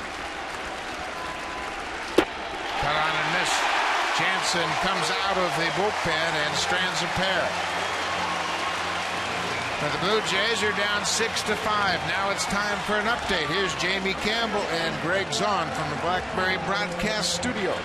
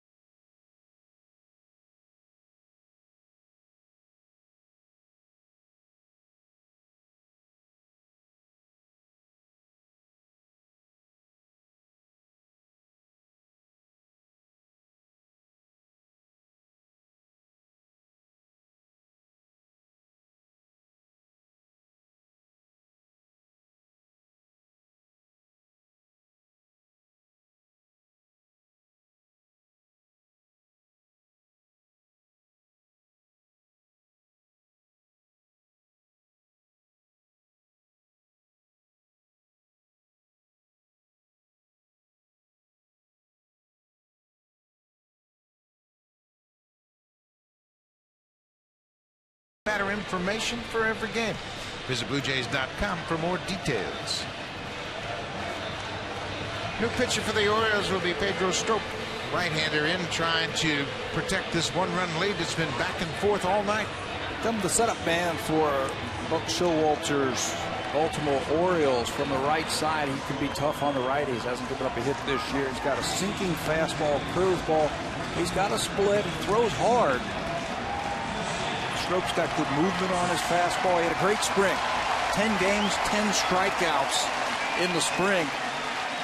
And the first guy he gets is Jose Bautista.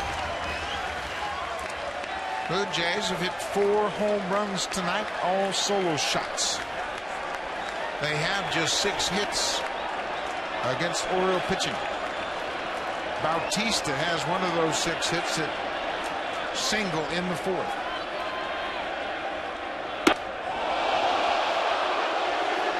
That's the thing that you've got to watch out with Pedro Strop. You saw the fastball 97 miles an hour. Wieters wanted that ball away. He called for a fastball down and away and missed badly.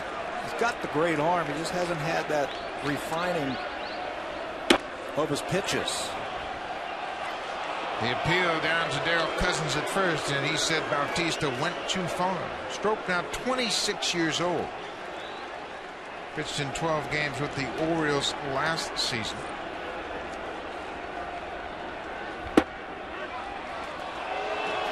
That nasty splitter caught the inside corner. Bautista's in a hole. Backed up on Jose a little bit.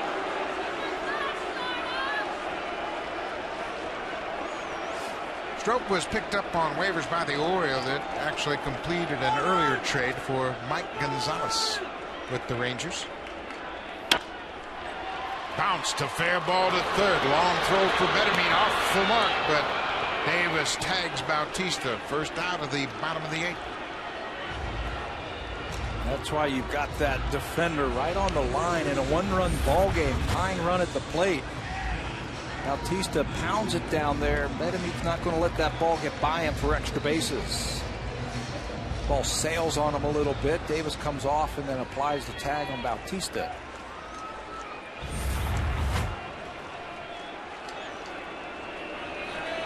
Orioles have committed a couple of errors tonight. Adam Lind. And is 0 for 3 tonight. Nobody has a lot of experience against Pedro Strop.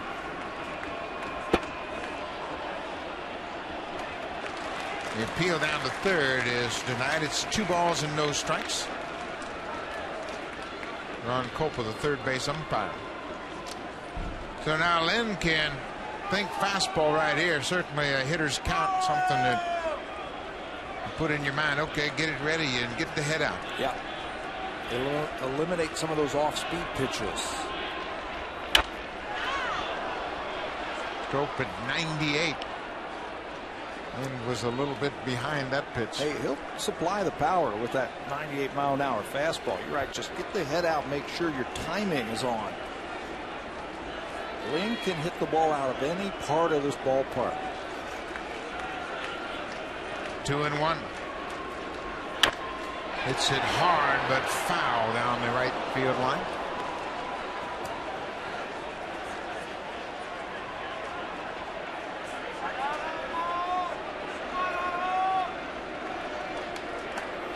Strop was a position player his first 3 seasons in professional ball. 2-2, 1 out. Well, he's got a good heater. Yeah. I tell you what, it doesn't get any easier in the 9th against the Orioles. Jim Johnson has been closing, and he is nasty. Throwing those bowling balls up there. Got to have power at the back end of your ball team if you're going to win in the American League East. Another 2-2 pitch in the dirt. Full count. Edwin Encarnacion has swung the bat well again tonight. He homered in the 6th, his second long ball of the season. He's on deck.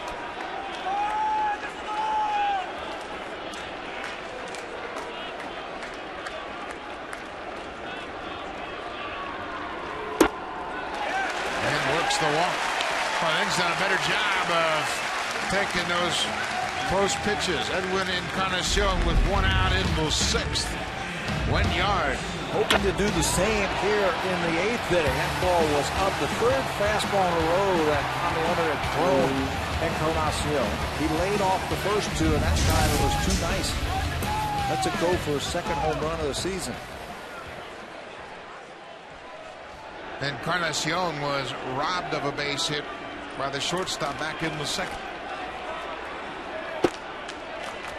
The base runner at first, Adam Lynn, has to be aware of that ball in the dirt. And the Blue Jays have been great advancing. But Stroke throws that hard splitter, and he'll bounce it from time to time. Dirt ball reads. That's what the Blue Jays have been calling it. Read it over there at first base, the fly to the baseball. Catches the outside corner. Encarnacion thought it might have been a little bit outside.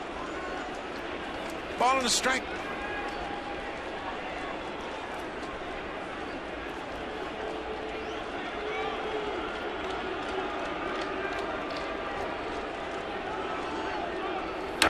Ooh, good cut. 98 miles an hour, and he had a pretty good swing. He's not going to see any more like that, I think, at this at bat. They're going to stay away from him. He tries to go in with a fastball. It's up right in his wheelhouse, and he fouls it straight back. You got to put that one behind you now and battle.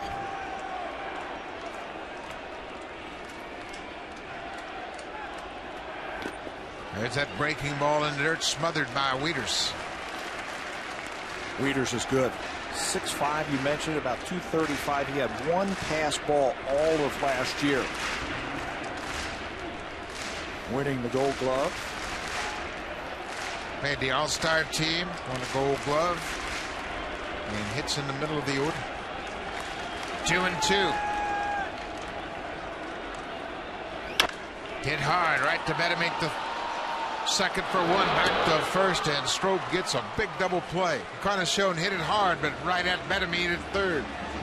We'll go to the 9th. The Orioles lead 6-5.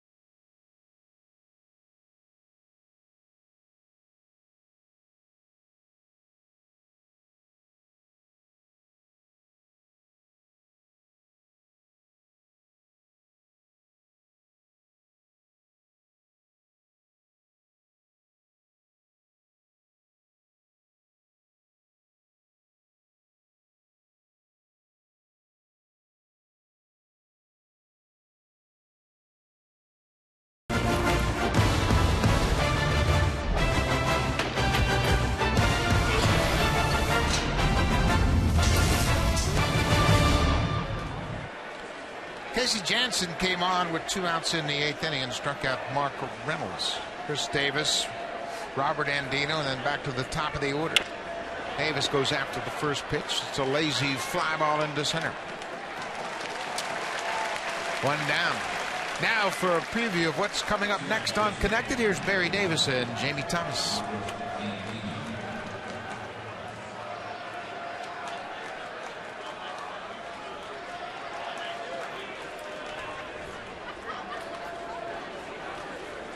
Lots of baseball news, lots of hockey news coming up right after this ball game. 1 down.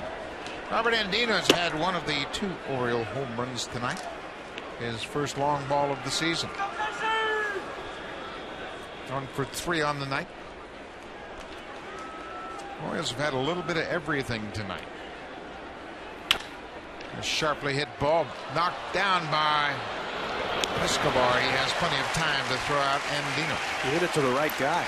Right there, Escobar possessing one of the best arms for an infielder in all of baseball. Ball came up on him just a little bit.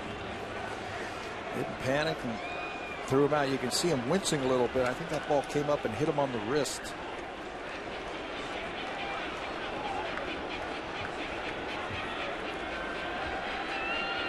Nolan Reimold, boy, he's had a busy night. Reimold got things off and running in the first with a double. He came around to score the first run of the ball game. He got a big single in the 8th. Leading off the 8th, he came around to score. I think his stolen base was huge also in the 8th inning. His first steal of the season got himself into scoring position. Came in to score the first of 2 runs driven in by Wilson Betterman. You know, if he's anchored over there at first base and he doesn't steal second, Kelly Johnson plays double play depth on the ball hit by Markakis and probably gets the out at second base, the force out, and Markakis has to stop it at first. Hits this ball high and deep to left, and you can forget about it. Nolan Reimold has had a big night. His first home run of the season has provided the Orioles with some insurance. His 3rd hit of the night. Just missed a home run his first time up. Sent one off the wall in center field. About halfway up, got a double on that one, a single, a stolen base, and now it looked like a breaking ball over the middle of the plate again. And Reimold uncorks it. Told you at the beginning, he's not your typical leadoff hitter. He's got some power. J.J. Hardy has gone 0 for 4 so far tonight. 3 Oriole home runs. Reimold with his first of the season.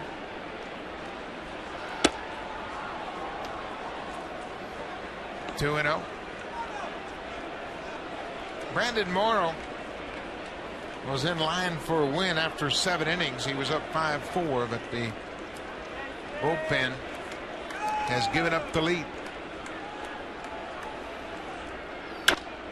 Ball is popped in the air. Kelly Johnson is out. Rasmus, the center fielder, calls for it, makes the catch, but the Orioles get a big insurance run. Here in the 9th, they lead by 2. Eric Thames will start things off. He'll be followed by Brett Laurie and then Colby Rasmus. Rasmus has a home run tonight.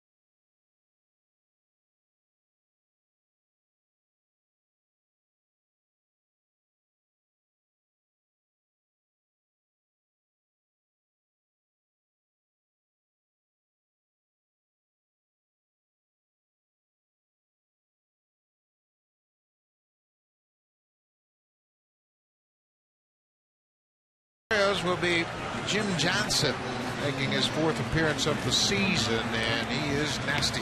heavy sinking fastball. Yeah, he can't throw a ball straight. I think even if he tried to, he wouldn't be able to do that. Johnson has converted his last 10 save opportunities. Last time he blew one, you have to go back to August the 14th of 2011. He'll come right after you with that good, hard sinking action on his fastball and really make you hit your way on. Comes from a 3/4 angle with great downward plane action.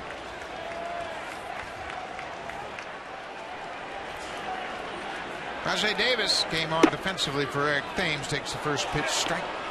Johnson was injured in 2010. He appeared in just 26 games. Andy Chavez is in defensively and left. Davis bounces it on the ground to short. Jay Hardy makes a strong throw. One out here in the ninth. You'll get a lot of ground ball outs with Johnson on the mound.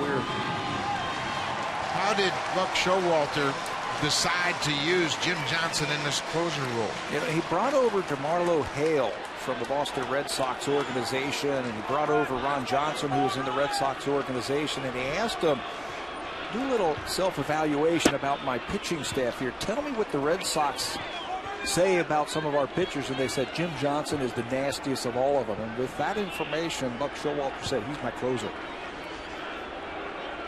Brett Lawrie. Lawrie has gone 0 for 3 tonight, and he hit into an inning-ending double play in the 6th. Sometimes it's good to hear outside evaluation on your own players. In this case, it helped Buck Showalter put Johnson in the closer's role. Lawrie hits it on the ground. Johnson can't make a play. That'll be an infield hit for Brett Lawrie. Hey, even if he comes up with that thing cleanly, there is no way that big Jim Johnson's going to be able to put on the brakes, plant his back foot, and make a throw. Not with the way Brett Lawrie can run down that line. Now, there's not much he could do with that.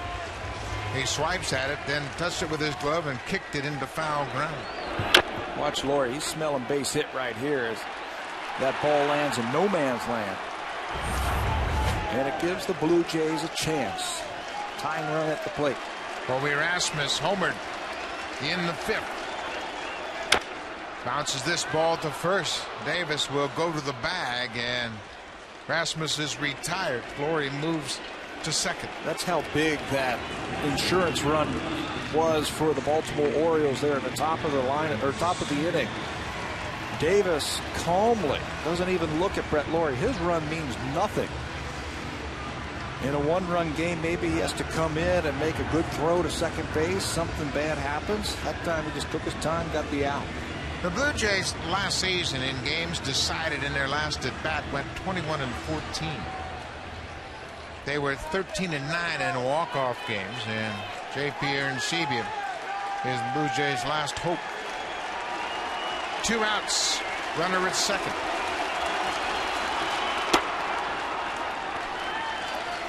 Oh, 93 miles an hour with some late sink to it. You can see why the Blue Jay batters have hit the top part of the baseball here in the 9th inning.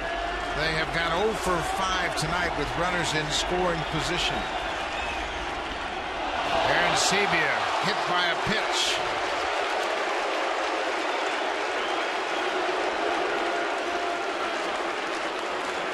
So the potential tying run will be at first, and we're going to have a pinch runner. Ben Francisco quickly out of the dugout. Watch this pitch get away from Johnson, and that caught Arencibia right on the ribs. He took one off the wrist the other day, blocking the ball in the dirt. Now this one right in the ribs. Now Ben Francisco takes over as the pinch runner. Escobar will bat first and second. Blue Jays down by 2. Escobar homered in the 5th.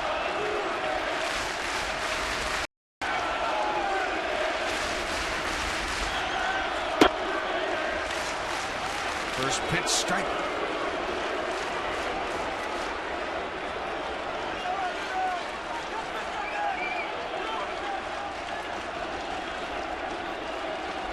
It has has been back and forth all night long.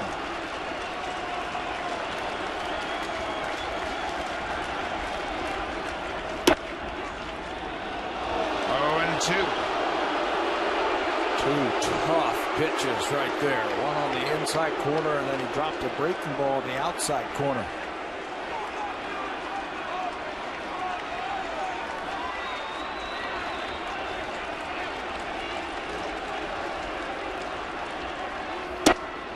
Downstairs.